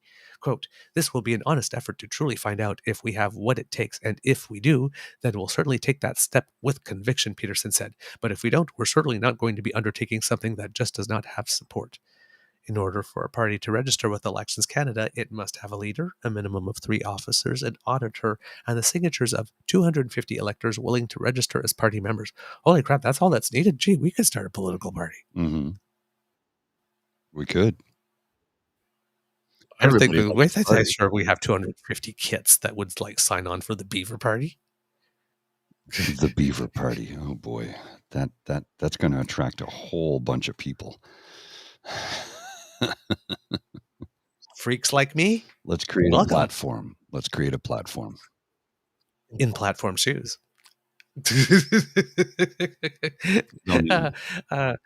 Quote, I just want to make it very, very clear that we're agnostic to where any other party is. We're interested in giving a voice to people, many of whom aren't aligned with the federal Conservatives, federal Liberals, or federal NDP. There's a lot of center-left support for this idea. He said the group will decide by September 20th if moving forward with a party application is feasible. So, squeeze to the left of him and squeeze from the right. Here, PP, stuck in the middle with stuck in the middle with them. Oh, a little bit of music, eh? Here, I'm just going to throw this. He must be spitting teeth. Screen. Oh, yes. Yes, have you seen the new Janelle Monáe video, Lipstick Lover? Ooh, my, you may need a Phaeton couch. Yeah. Yeah. Mm-hmm. Yeah. You're gonna need it. We can't show. No, we can't show it. No. We can't. Yeah. The whole video after is like something else. I'll put the link in the chat there. Here's a link in the chat. You can look at it. Oh my God. The kit's already starting logos, BPC, Beaver Party of Canada. No, don't put it. Don't elect me. Too many people have seen me naked. I'm not ashamed of it. I mean, it's just there's a certain amount of the electorate that just wouldn't tolerate that. Now, there's another certain amount of the electorate, basically millennials and Gen Z, who are like, yeah, whatever. Yeah, like they don't care. They don't care at all because they're more adults than a lot of adults are. The Beaver Party of Canada, make love, not war.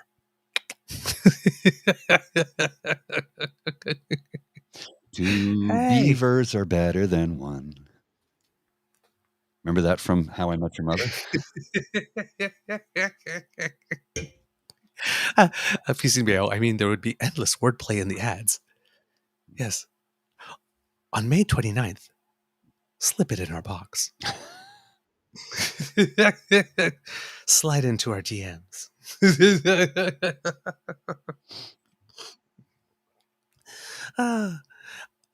I would do anything for your vote.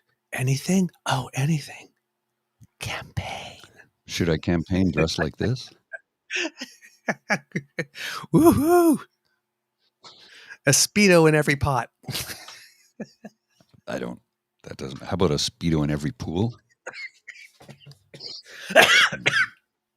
Oh, man. Ah, You get a Speedo, and you get a Speedo, and you get a Speedo.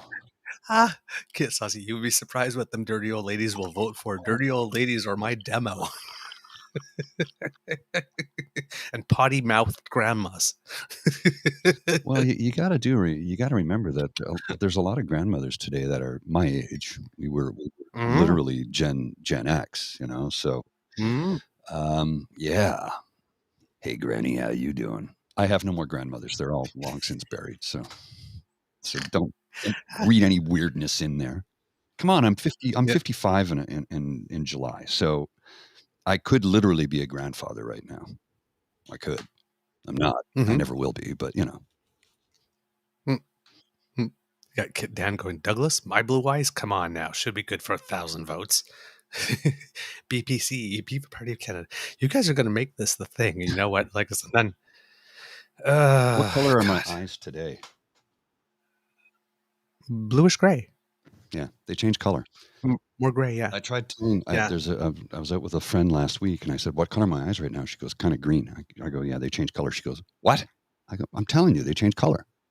Some days they're bright green, some days they're blue, some days they're bluish gray, sometimes." And I mean, if I wear blue, it enhances it. But yeah, anyway, it's a weird thing. I don't understand it. I don't understand a lot of things.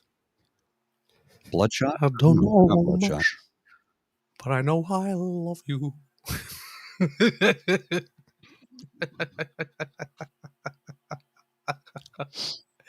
Oh man. I'm gonna have a squirrel moment too. It's okay, you're allowed. Oh god. I love it when we have a chance to joke. During the Trump thing, Bette Midler, of course, because Did you ever she's know that fabulous. you're a zero?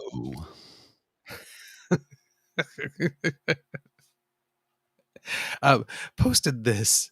Just a second. During the Trump town hall. It's the Trump town hall bingo card. Says the election was stolen. Tremendous. Something about indoctrinating our children. Sleepy Joe. Fake news. Gas stoves. Talks with hands. China virus. Sniffles. A lot of people are saying something xenophobic. Biden crime family. The world is laughing at us. Russia, Russia, Russia. Mentioned DeSantis. And everyone knows it. Drain the swamp. Mass voter fraud. Witch hunt. I would have the situation in Ukraine solved in 24 hours. Argument with the moderator. Yeah, you're really nasty. Our country is going to hell like we've never seen before. And radical left. So when that popped up, it was like, oh, so Miss M, I'm guessing it's a full card game. Because it certainly wasn't going to be just the four corners with this guy. No. So we're going for the full cards tonight, are we? PUC that would have been a full card in 10 minutes.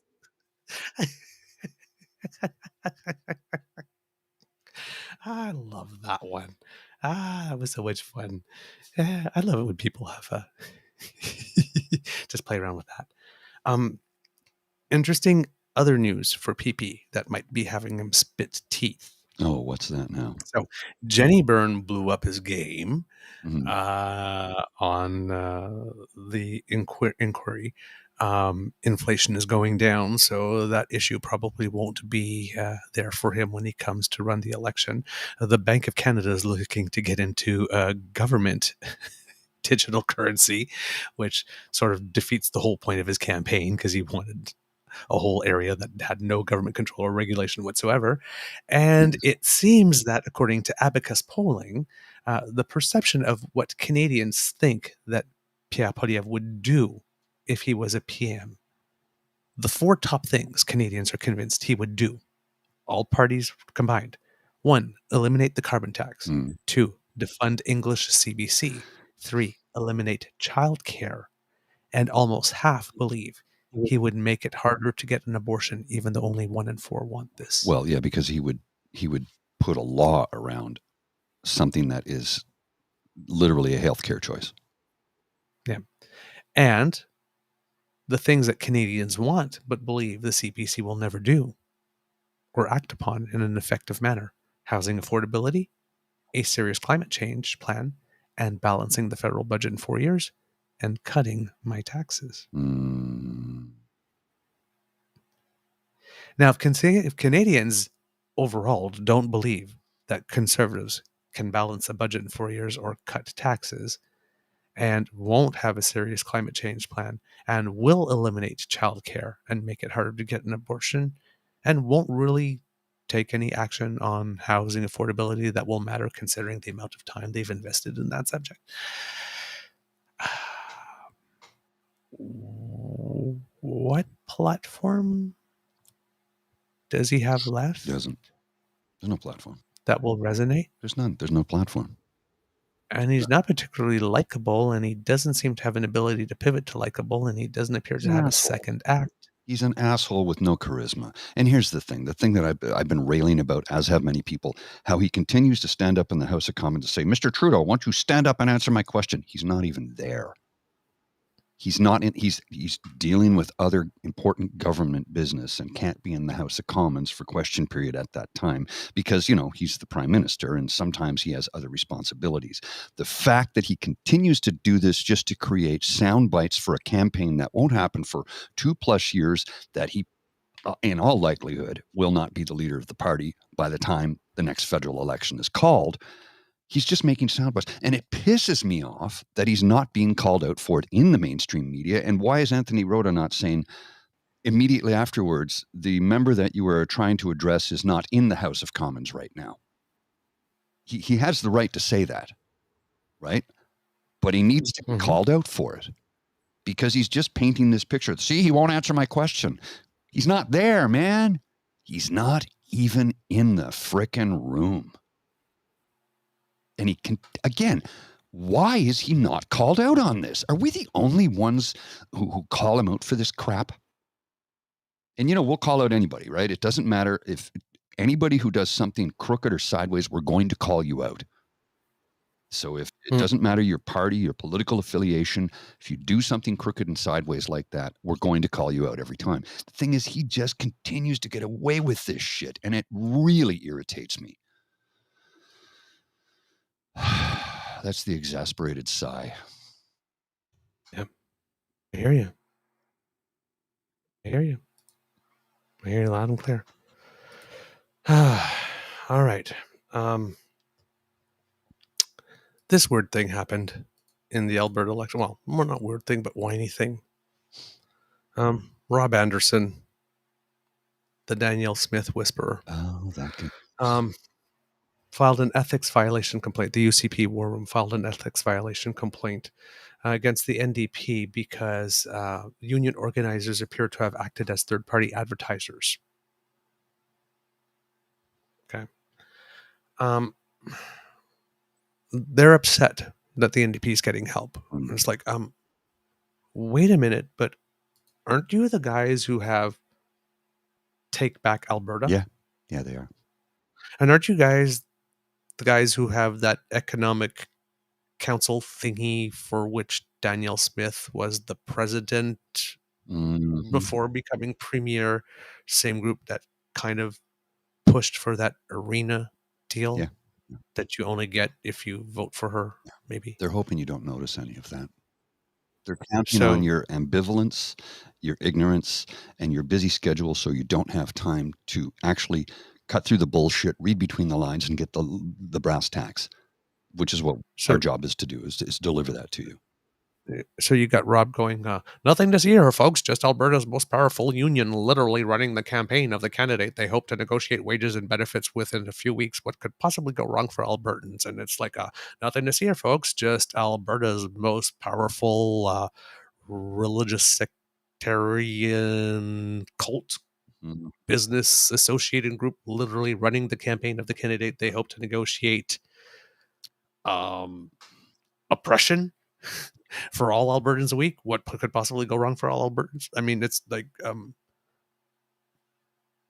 What's the matter, Rob? Only one side is allowed to have external help Oh, in your I Alberta? think Linda called it correctly. It's okay to have rich people help you. It's not okay to have regular working people help you. The George Santos thing. Yes. That's why, because he went after the donors' money. That's where he got himself into trouble. He went after rich people's money. He defrauded rich people. It's only when the wealthy get harmed, and harmed, I put in quotation marks, because the harm that they receive is not tantamount to murder. They lost a couple of bucks, but they become so greedy in their ivory towers that, if they lose anything, prosecute him to the fullest extent of the law. What about this poor bugger over here who just got hosed for, I don't know, whatever the case may be, and can't pay his rent? Well, screw him. He should have been more responsible with his money. But hang on a second here. Hold on a second. Now, wait a second here. You run the company that he works for, and you don't pay him a living wage, so he has to go hand to mouth every month. And occasionally, and I know of lots of people who have to do this, go to payday loan places, and I've used them at some points in my lifetime, where they charge exorbitant interest rates, but you just need a couple of bucks to get through to the next paycheck. Yeah. Keep us cold and hungry, and every now and then throw us a nice table scrap, so that we will be grateful and bow down to our billionaire overlords, our corporate gods, who will trickle down. Trickle down. You know what trickle down is? They're pissing on us, and we're supposed to enjoy it. That's what the trickle down effect is. They're literally pissing on us, and we're supposed to be grateful for it. Well, we're not, and we're tired of it, and we're going to stand up and fight. And I came so close, but I decided at the last second not to drop the Aaron O'Toole, who's with me.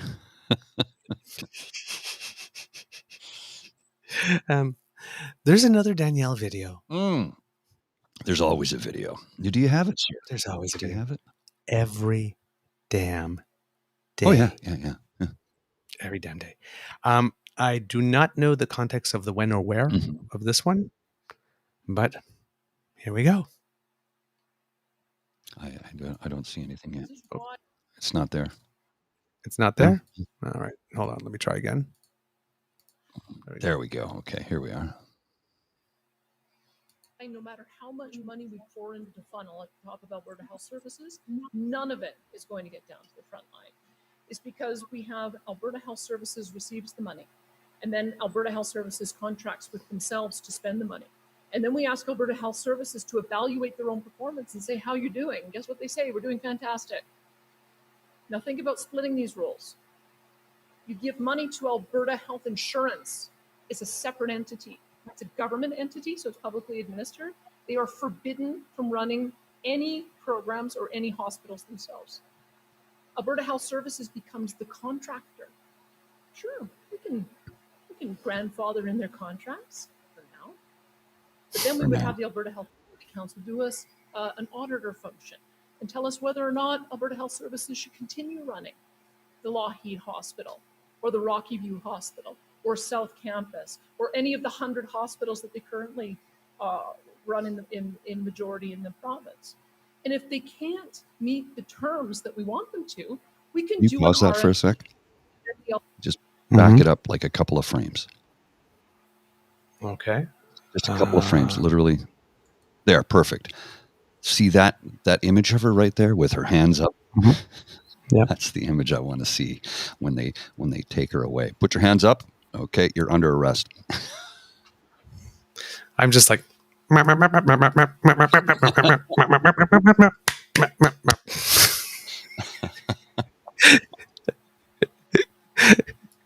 RFP, and then the Alberta Health Insurance can give a different contract to a different group of doctors and a different group of patients and a different entity to run all of our hospitals. That is completely compliant with the Canada Health Act. It's a structure issue, and it's a political will issue. And we've got neither of those, unfortunately, because I presented this to the health minister, and they did not act on it. Gee, I wonder why. Now, of course, here's the thing I don't understand about her. In a province that we know, thanks to Janet Brown polling, who, while they are so allergic to taxes it gives them hives, you cannot touch their health care. Why would she specifically mention, out of all the hospitals, the Lougheed? Curious, huh? Very curious. Including the Lougheed on that list should definitely have a former premier doing Cirque du Soleil worthy tumbling passes in his grave. Oh yeah. Oh yeah. Wow. Let's add to this. This is more. I don't know if you've seen this clip. This is only 20 seconds of a clip. So somebody says, well, it's taken out of context. And I'm like, but is it though? Let's listen to what this gentleman has to say. My wife is here tonight. She's an ER nurse. And often she works triage at the front window of the ER and sees an awful lot of unfortunate misuse and sometimes even abuse of our healthcare system. Thus entering the question, maybe if somebody had to pay for that, they'd think twice about going to the emergency for something that's not an emergency. My wife is here tonight. She's an ER nurse. What? Wait a second. So they want to start charging for every visit because that's what it would lead to. Some of the arguments. What was that? This was Daniel Smith's deputy premier, Nathan Newdorf. Yeah, but wasn't all the talk like a few months like, you definitely will not have to pay to see your doctor? Wait a second. Maybe if you had to pay, you'd think twice about it. Really? You know, I don't doubt for a second that people abuse the system. People do. It's going to happen, period. And again, my older gentleman, progressive conservative friends, part of my Scotch and Cigar Club and my Friday get together, have all said, look, we know people are going to cheat no matter what. So we don't believe in punishing everyone because of a few. And that's what this clown is asking for. Harm everyone because a couple people might try and cheat. People are going to cheat. It's what they do. In a perfect society, people would still cheat. Period. Because they're human beings. And Lord knows why they do it. I can't tell you why. Things happen. People are going to cheat. Accept it and move on. Don't it's like, well, we opened up this soup kitchen, but a couple of people came and ate that didn't need the food, so we're canceling it for everyone. Oh, I see. So you're going to starve 100 people because 2 weren't starving. They weren't deserving of your scraps. You know what I have to say? Fuck that guy. Fuck that guy. Fuck his attitude, and fuck anyone who wants to pull this shit on. I'm sorry, I'm really angry right now, and I don't mean to be swearing so much, but damn it. Stop punishing everyone for a percentage of the population that is going to take advantage of the system. It's always going to be that way. And Jim, you're absolutely right. This is the perfect statement. If they weren't starving, they wouldn't have to steal the loaf of bread. Some people get their attention from others by going to the hospital on a constant basis, whether or not they actually need the care.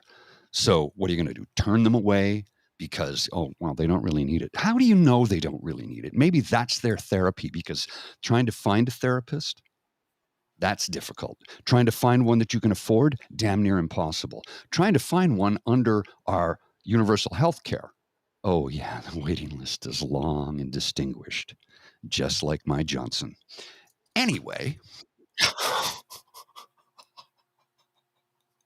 Sorry, that was a line from the movie, and I had to throw it in there. I couldn't help it. I'm spicy this morning. I'm extra spicy this morning. Oh, my word. Ooh, my. Oh, my. Okay. Ooh. I'm pissed off, man. I'm pissed off at this. Why do they have to continue to punch down on those who cannot fight back, let alone punch up? Because they don't care. They see you as lesser than.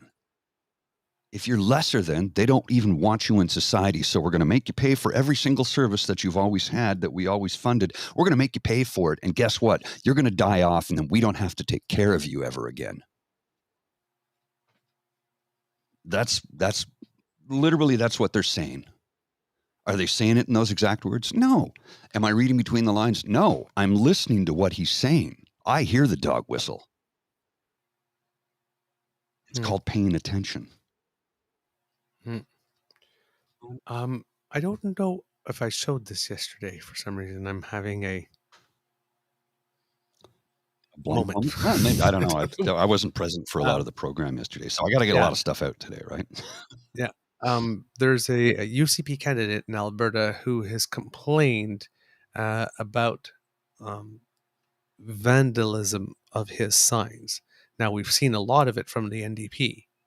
We've seen signs taken out, torn up, drawn upon, all that kind of stuff. Mr. Grizzly, this is what we have here. So, somebody posted on social media, NDP cult followers are stealing signs again. Sings. They're stealing sings again. Stealing sings again. 162 Avenue at 84th Street area. I put mine and a neighbor who I remember having one. This pile of 10 or so is on 161 Avenue, just east of 84th Street. Now, Syed, this is how desperate the NDP have become, stealing signs from individuals expressing proudly their support. This is not democracy. I can't believe how the NDP became so intolerant, blah, blah, blah, blah, blah. I'm sure he had similar things to say about his own party. Of course. Look at these vandalized signs. Yeah. They've been pulled up and thrown on a lawn. Almost like elegantly displayed for the purposes of this message. Sort of to look like haphazard, but none of them are ripped, torn, written on, bent, not even creased. Nope.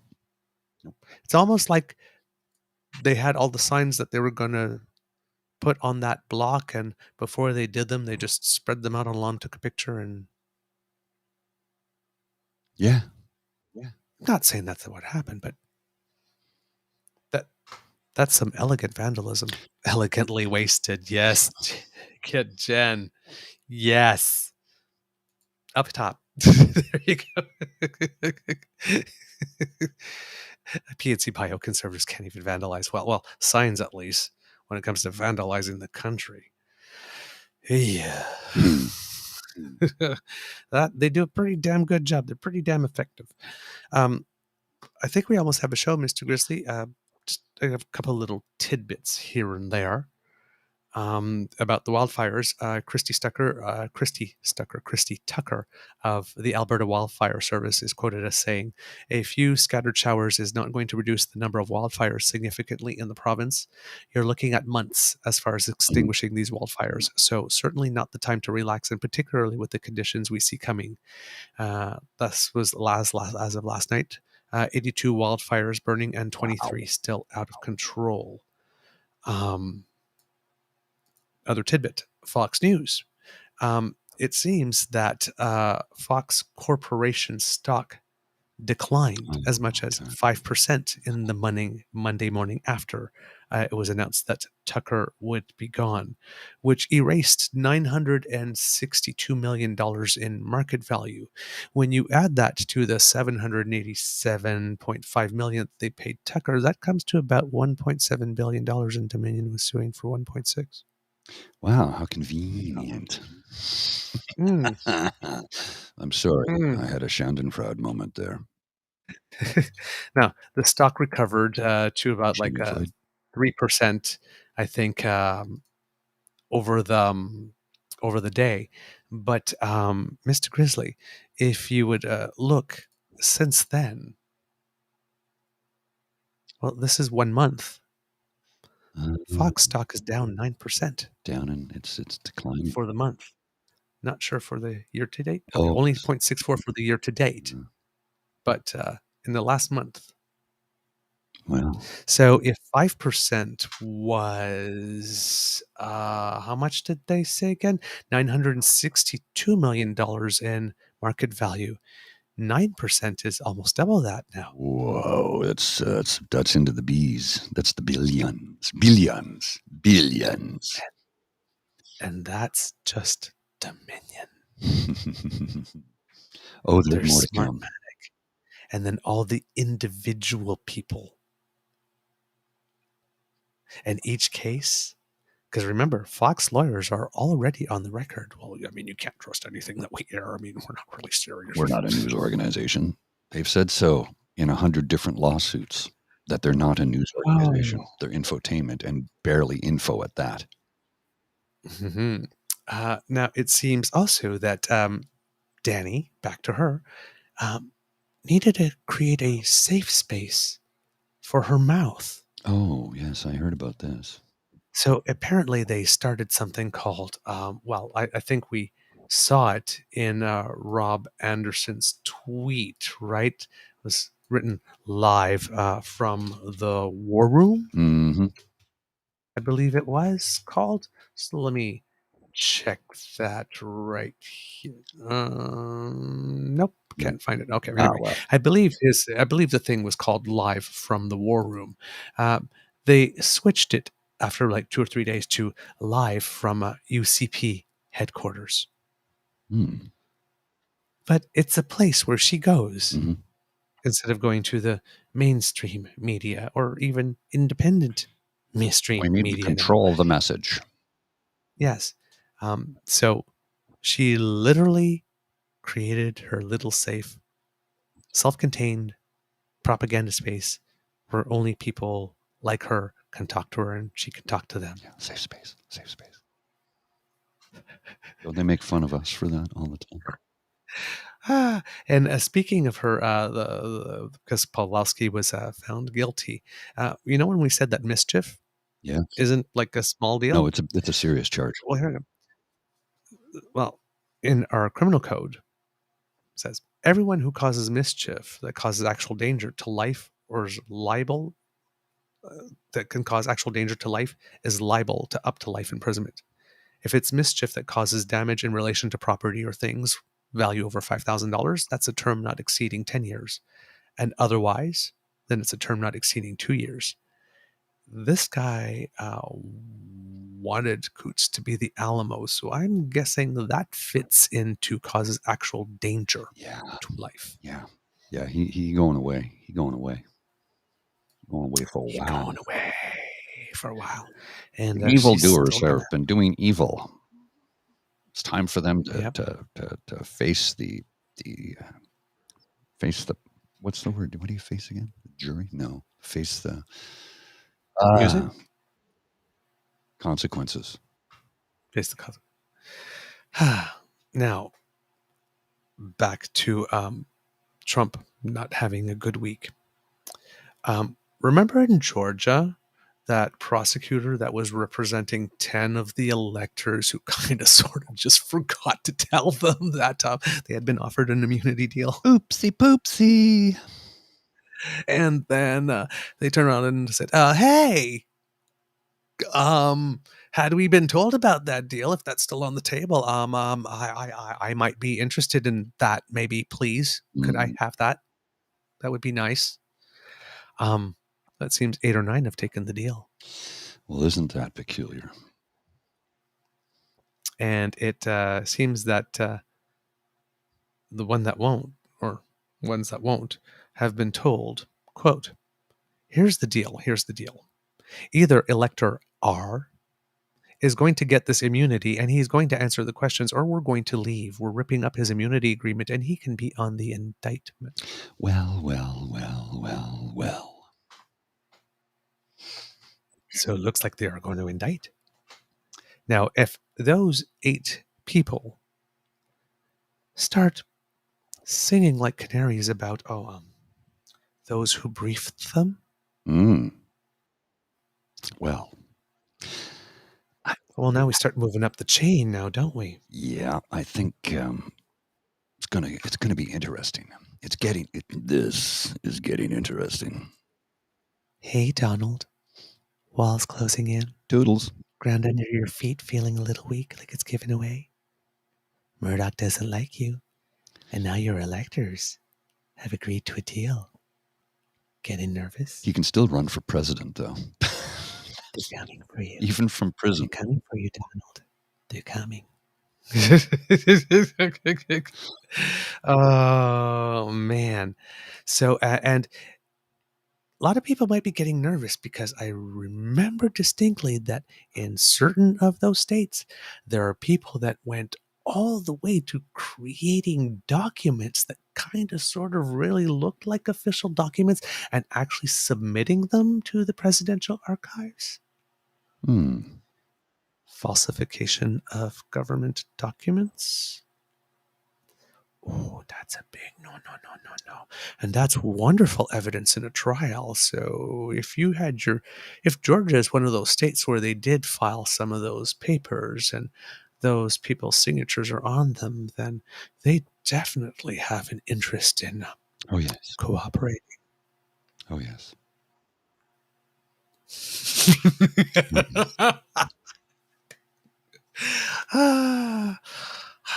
This is the return on investment, kids. This is the return on investment. And listen, the fun is not only reserved for the United States, but the UK as well. Oh, that's interesting. Oh, yes. Yes. They had municipal elections in the UK. And municipal elections usually give you a sense of what's to come. And it seems that the Conservative Party in the UK at the municipal level just lost 1,061 seats across the country. Well. And unlike Canada and the United States, where people have no attention span, people in the UK are still pissed off 6 months after Boris Johnson leaving that Boris Johnson was there and did what he did. Oh, yeah. 6 months after anybody here leaves, we forgot they were even there.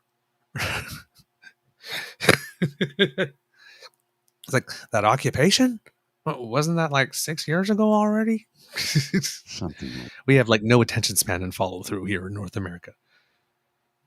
But yeah, looks like the Brits are getting the broom.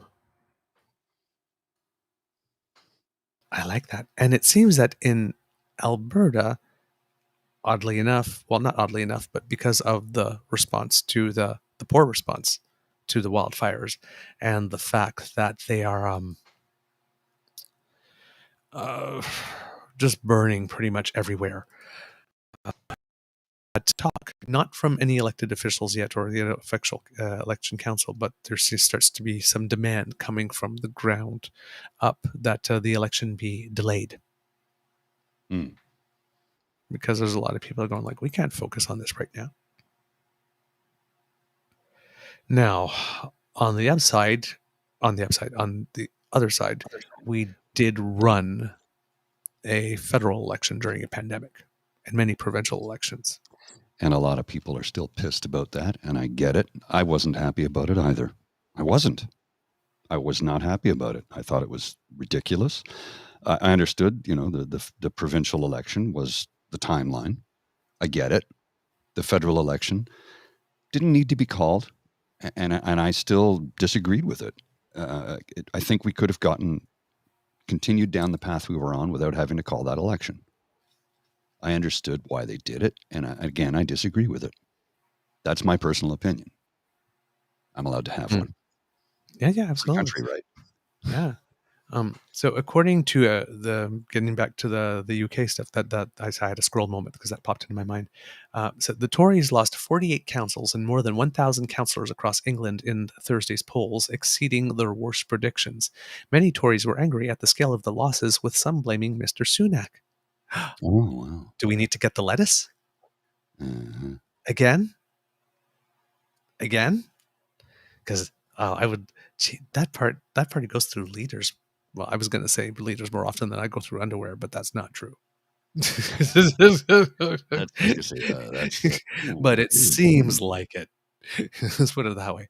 Labour says it's now the largest party in local government, surpassing the Tories for the first time since 2002. The British public has sent a clear rejection of a prime minister who never had a mandate to begin with, a Labour spokesperson said. Ooh, that might be, That sounds a little dog whistly to me. I wouldn't A little bit. go there. The Liberal Democrats had what their leader, Sir Ed Davey, said was their, quote, best result in decades, taking control of 12 councils, mostly in Tory heartlands. The party gained 405 new councillors compared with Labour's 536 gains. So while the Conservatives lost 1,000 seats, they didn't all go to Labour. They were very much split. And the Green Party gained 241 seats. Mr. Sunak admitted the results were, quote, disappointing, but said he did not detect, quote, a massive groundswell of movement towards the Labour Party or excitement for its agenda. Okay, yes, there was not a massive groundswell of movement to the Labour Party because more than half the votes didn't go to the Labour Party. The Labour Party got the greatest proportion of seats, I should say, more seats. But you still lost 1,000.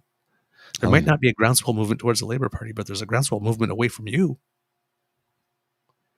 But, ladies and gentlemen, kids and cubbies, that actually is spin. Oh, yeah. Legitimate spin. Mhm. That's legitimate spin. It's like, well, yes, we could choose to look this as a general rejection of me, but at least there was no mass movement to the Labour. That actually is spin. That's not bullshit. That's spin. Look at over here, but not here. But at least it's true. So yeah, it's you know what? Given the amount of time that things have been very, very, very conservative and right wing on the planet, because the UK is still a major nation. Oh, yeah. If one of those poles can move back to being a little more progressive, that's not a bad thing. Not a bad thing at all. Not a bad thing at all. So, yeah, let's hope that that keeps going. And speaking of that, there are two other international elections that people need to pay attention to. The one we mentioned before in Turkey, where Erdogan has been ruling for 20 years. It seems that people there are having protests saying, potatoes, onions, Erdogan's got to go. That's what it translates to. And it's because the price of inflation, onions are, very much a staple. Okay. And inflation has cooled in Turkey down to 45%. Oh, that's it. That's all. Yeah. And I want to run to the corner store and go to a loaf of bread. Yeah, let me get the wheelbarrow and fill it up with money. Mm-hmm. Now, his main opposition candidate is a man called Kamil Kılıçdaroğlu, who is an economist and a civil servant, and he's leading an alliance of 6 parties. And Erdogan is trailing slightly in the polls. And Calu got a boost because an opposition candidate dropped out. A contender dropped out, which seems to help him a bit. So the election is Sunday. And there's a lot of anger still in the country towards Erdogan for how he handled the earthquake. So again, conservative governments mishandling disasters seems to be a global theme. It literally is. I guess, and people not liking it. Not. Yeah, and then further. Legit. Pardon? Sorry, we have a delay. It's not a joke. It's legit. Oh, it's legit. Yeah. And then further away in the world, in Thailand, political campaign is starting, and they're hoping that that will lead to the removal of the current military regime. The daughter of the exiled leader, who was exiled after the military coup, is leading in the polls. But a landslide win is needed because apparently the military controls the Senate, and that's basically an effective veto over who will be chosen as prime minister ultimately. So, this is sort of like what Trump wanted in the United States, actually, right? To have one of the houses have a veto on who gets to be. So the military regime in Thailand is doing that there. It seems that the real threat is coming, once again, from the younger generation because it is eager for reform. So mass protests are expected should the military obstruct the decision, because the military kept on saying that they only intended to do this until they could actually hold a legitimate election and were. But then that election, I believe, kept on getting delayed, as is wont to happen when a military regime usually takes over and promises that we're only taking over until we can put in place an actual democracy. It kind of never actually arrives. I So- have something here about AI and job loss and why a UBI is needed. I saw this the other day, and I wanted to talk about this a couple days ago, but we just ran out of time. So I'm going to post this on the screen. I'll read it for everyone so that they can hear it in the audio version, and just take it for what it is. Chonk the Bonk. This is from Reddit. Spent 5 years building up my craft, and AI will make me jobless. I write show notes for podcasts, and as soon as the Chat GPT came out, I knew it would come from my job, but I thought it would take a few years. Today, I had my third and biggest client tell me they're moving towards AI-created show notes. 5 years I've spent doing this and thought I'd found my money hack to life. Guess it's time to rethink my place in the world. Can't say it doesn't hurt, but good things can't last forever, I guess. Jobs are going to disappear quick. I'm just one of the first. Have you heard the AI rock song?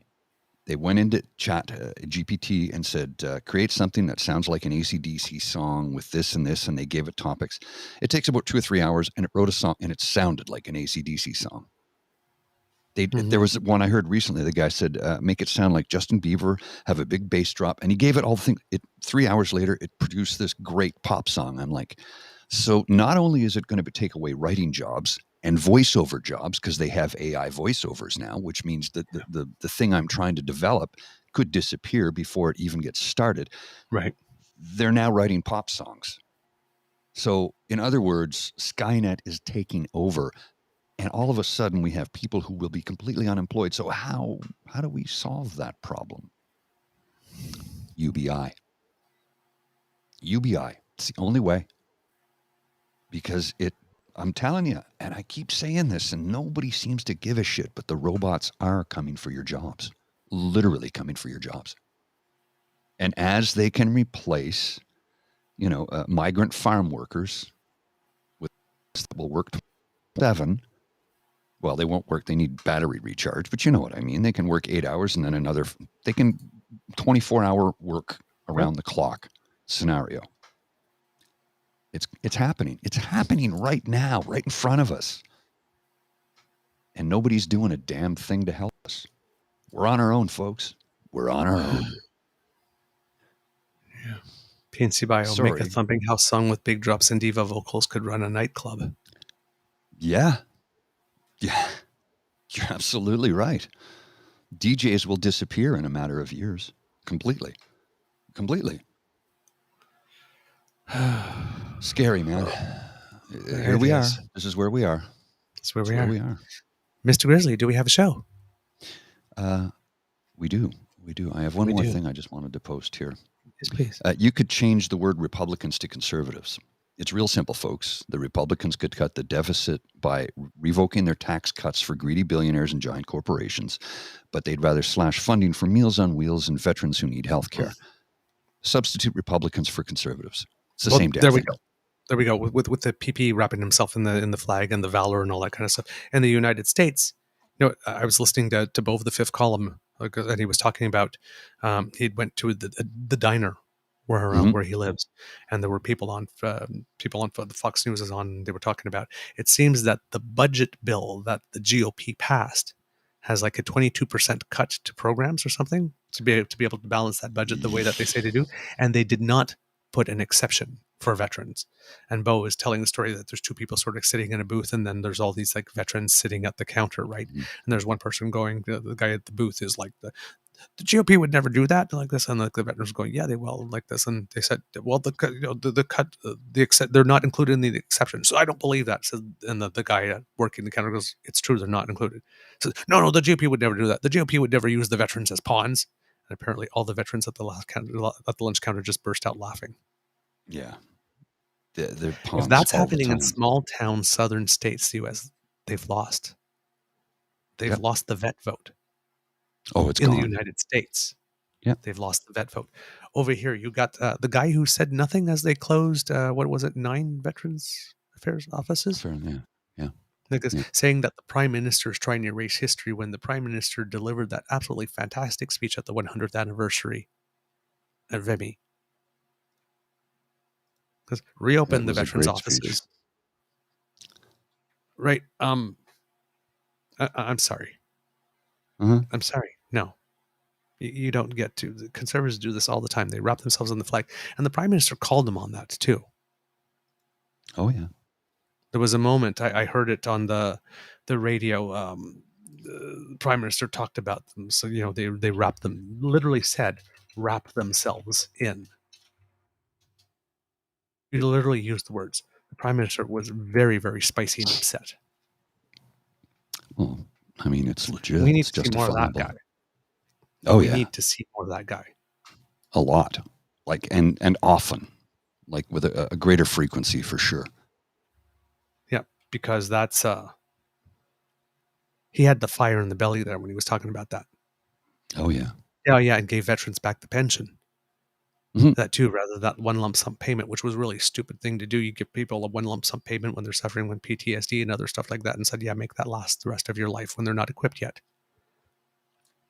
You've been asked to sacrifice possibly your life, in many cases limbs, for the country. And then they, here's a lump sum payment.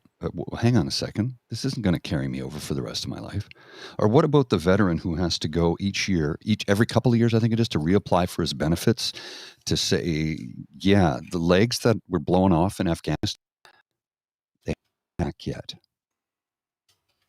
I need the benefits. You can't cut me off. I need them. I gave up my limbs in service of the country. Let's look at a bright sunny day for a second here. There's the weather cam. It's a lovely sunny day in the nation's capital. You can see the leaves and the trees are green, which is why I'm stuffed up, because the pollen is at an extreme high right now. So I'm going to take a Benadryl, in which case I might have to take a nap, which is rough when I have to work.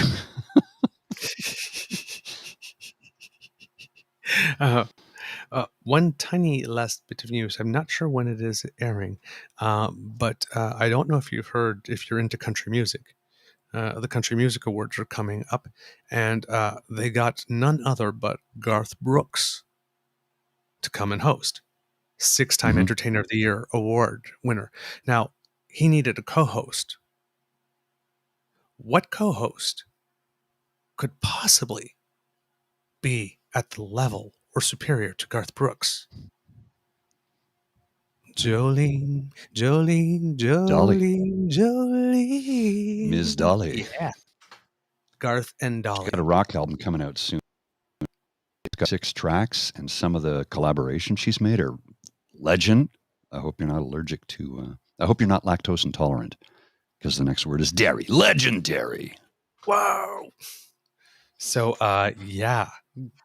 I might hack. Listen, I know that award shows are dying, but if Garth Brooks and Dolly Parton together hosting the CMAs can't revive award show ratings, that's worth watching. I hope they duet. I hope they probably duet. will. They probably that will. would be cool. So anyway, keep your eyes peeled. All right, Mr. Grizzly. Oh yeah, we shouldn't roll the credits. We have to actually do our extra. Maybe you do that first, All right, Mr. Grizzly. Kids, this is the end of our episode. We hope that you enjoyed. We do this all the time. Good thing we're not stunt people, right? You think? Oh, I forgot my helmet. Hold on. Well, kids, that's the end of this episode of the Daily Beaver podcast. We hope you love listening to us because we love making this for you. Remember that sharing is caring and word of mouth is priceless. So please let your peeps know about us, because democracy is something that you do. Please write your MPs, your senators, your media outlets, all of those types of things, and let them know that you demand better. And while you're at it, if you happen to have a couple of, what are you doing? If you have a couple of, if you have I'm playing with my camera.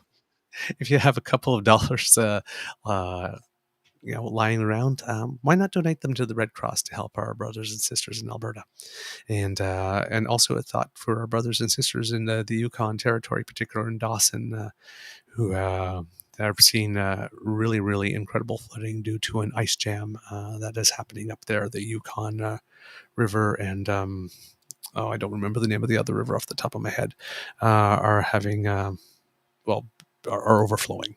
So the Klondike and the Yukon rivers. There you go.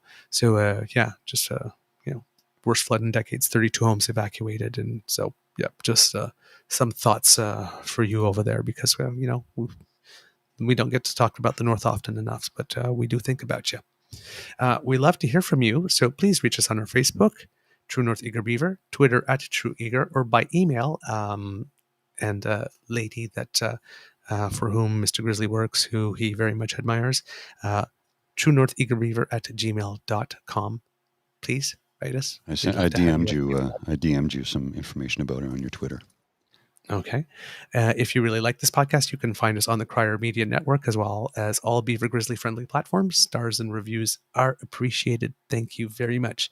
You can subscribe via our podpage, podpage.com/TheTrueNorthEagerBeaver, lowercase letters with a hyphen between each one of those words, and we will come to you when we have something fresh off the bandwidth. Why not also subscribe to our True North Eager Beaver Media Incorporated YouTube channel?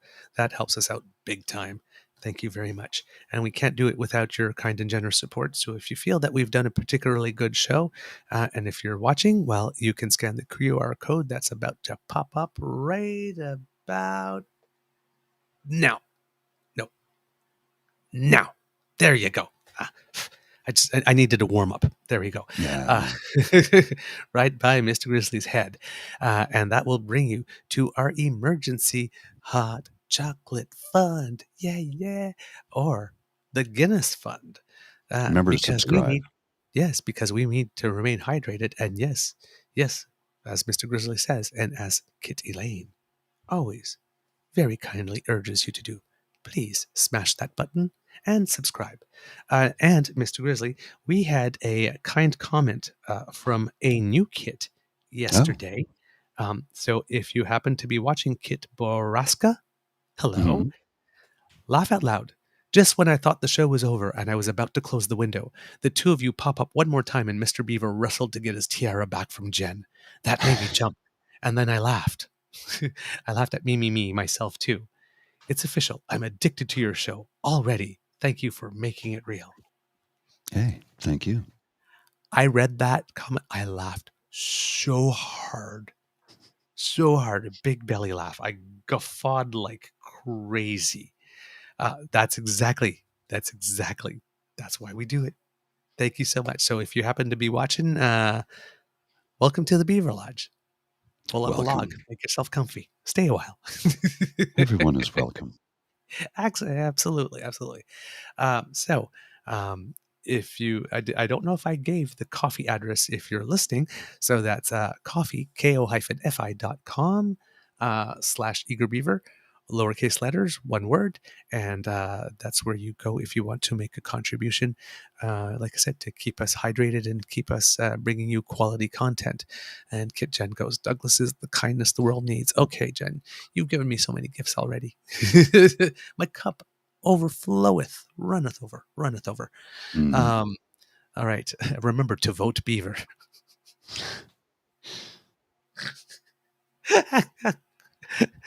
Many people do, PNC Biochem. Many people do vote Beaver, I'm sure. Okay. Winona and her big brown beaver. You remember that song? What? You don't remember that song? Winona and her big brown beaver. No, I don't know that song at all. Yeah, Les Claypool and Primus. They had a video for it. Winona and her big brown beaver. I don't know that at all. Yeah. You'll have to look it up. Okay, I need to Primus, type it. big Winona, big brown beaver. Okay, as soon as this show's over, I'm going to listen to that. Well, Les Claypool, the bass player for Primus, had he said, when I was very young, my grandfather told me, he says, find the thing that you love to do the most in this world, figure out a way to earn a living at it. He goes, and you'll never work a day in your life. And Les Claypool's response to that, well, since there's no real market for my masturbation, I think I should rely upon my bass playing abilities. Now, here's the funny thing. When he said that, that was true. But now there actually is a market for that. Yes. It's called OnlyFans. Yes. Don't stop making music. Don't stop making music. I mean, if you want to diversify your portfolio, hey, let your freak flag fly, but don't stop making music. I swear, at some point, when you're wondering where all the jobs are going to be, like I'm starting to wonder of like if everybody's becoming your self-incorporated at some point, everybody's going to have a side hustle involving doing something naked somewhere. Well, I'm sitting here in my underwear, so, It's, I mean, anyway, from the Beaver Lodge, this is your eager beaver saying, until next time, dear kids, it can be a tough world out there, so please be kind to and gentle with yourself. Oh, Mr. Grizzly, I was wondering, since we're not doing a pub thing, should I maybe rate Nate and see if we can do, if we're doing in Alberta? I can't. I'm like You can't literally, at I all? have no time. No, this weekend is. Okay, no worries then. So yeah, be kind to and gentle with yourself. Mr. Grizzly, words of wisdom, please. Some days I think about this long and hard, and some days I pull something off the top of my head. And today is one of those top of my head days. And I guess what I want to say is get out and enjoy the beautiful weather today if you can. I know that those of us who suffer from allergies may have to load up on the antihistamines, but it has been a long, cold, dreary spring. And now that the warm weather is here, it's a time to get out and enjoy the warm weather. Get some vitamin D into your body. You don't just sit unprotected in the sun for 15 minutes. And it can be your arm. That's how you get the vitamin D. Literally stick your arm out the window for 15 minutes, and that's all you need. But it's important to get out there, get some exercise if you can. A brisk walk, a light run, a bike ride, walk with friends. Get out and do some socializing things this weekend because the beautiful weather is here. And as Canadians, we don't have it that often. So when we do get it, we need to take advantage of it. So that's my words of wisdom for today. Get out, get some exercise. Whatever you deem exercise is more than enough. There's no judgment here. We don't judge.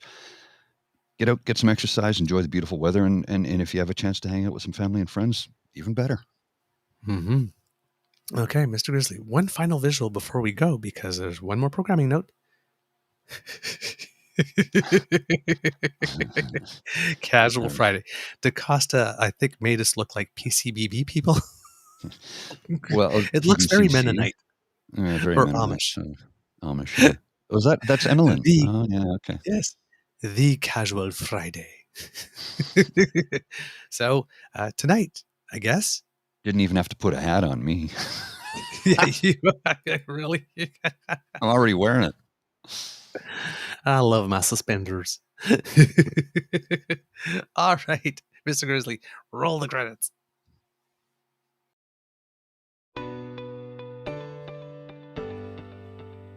You are listening to a True North Eager Beaver Media Podcast. The True North Eager Beaver podcasts are proudly brought to you by our founding sponsors, the Miss V Mysteries from Corvid Moon Publishing, your source for science fiction, fantasy, and cozy mysteries featuring a broad diversity of characters.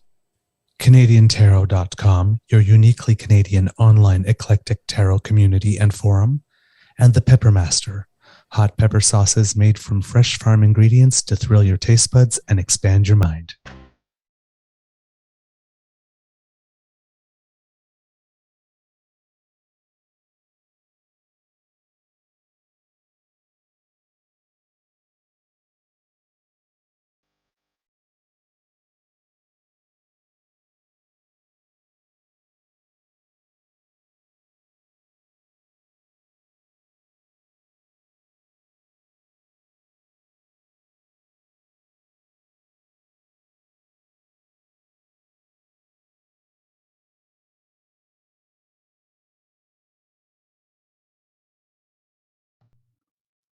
What are you smelling, the cologne?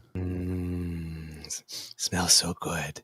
Oh, Mr. Grizzly, I finally found the giant passport visual I was looking for yesterday. Oh, you got it? You got it? Okay, let's see. Yeah. I'll just put this up on the screen right here. And what do we got? Oh, yeah. I assumed the anger on my timeline over Canada's new passport was overblown, but it's not. This is outrageous. How am I supposed to fit that in my purse?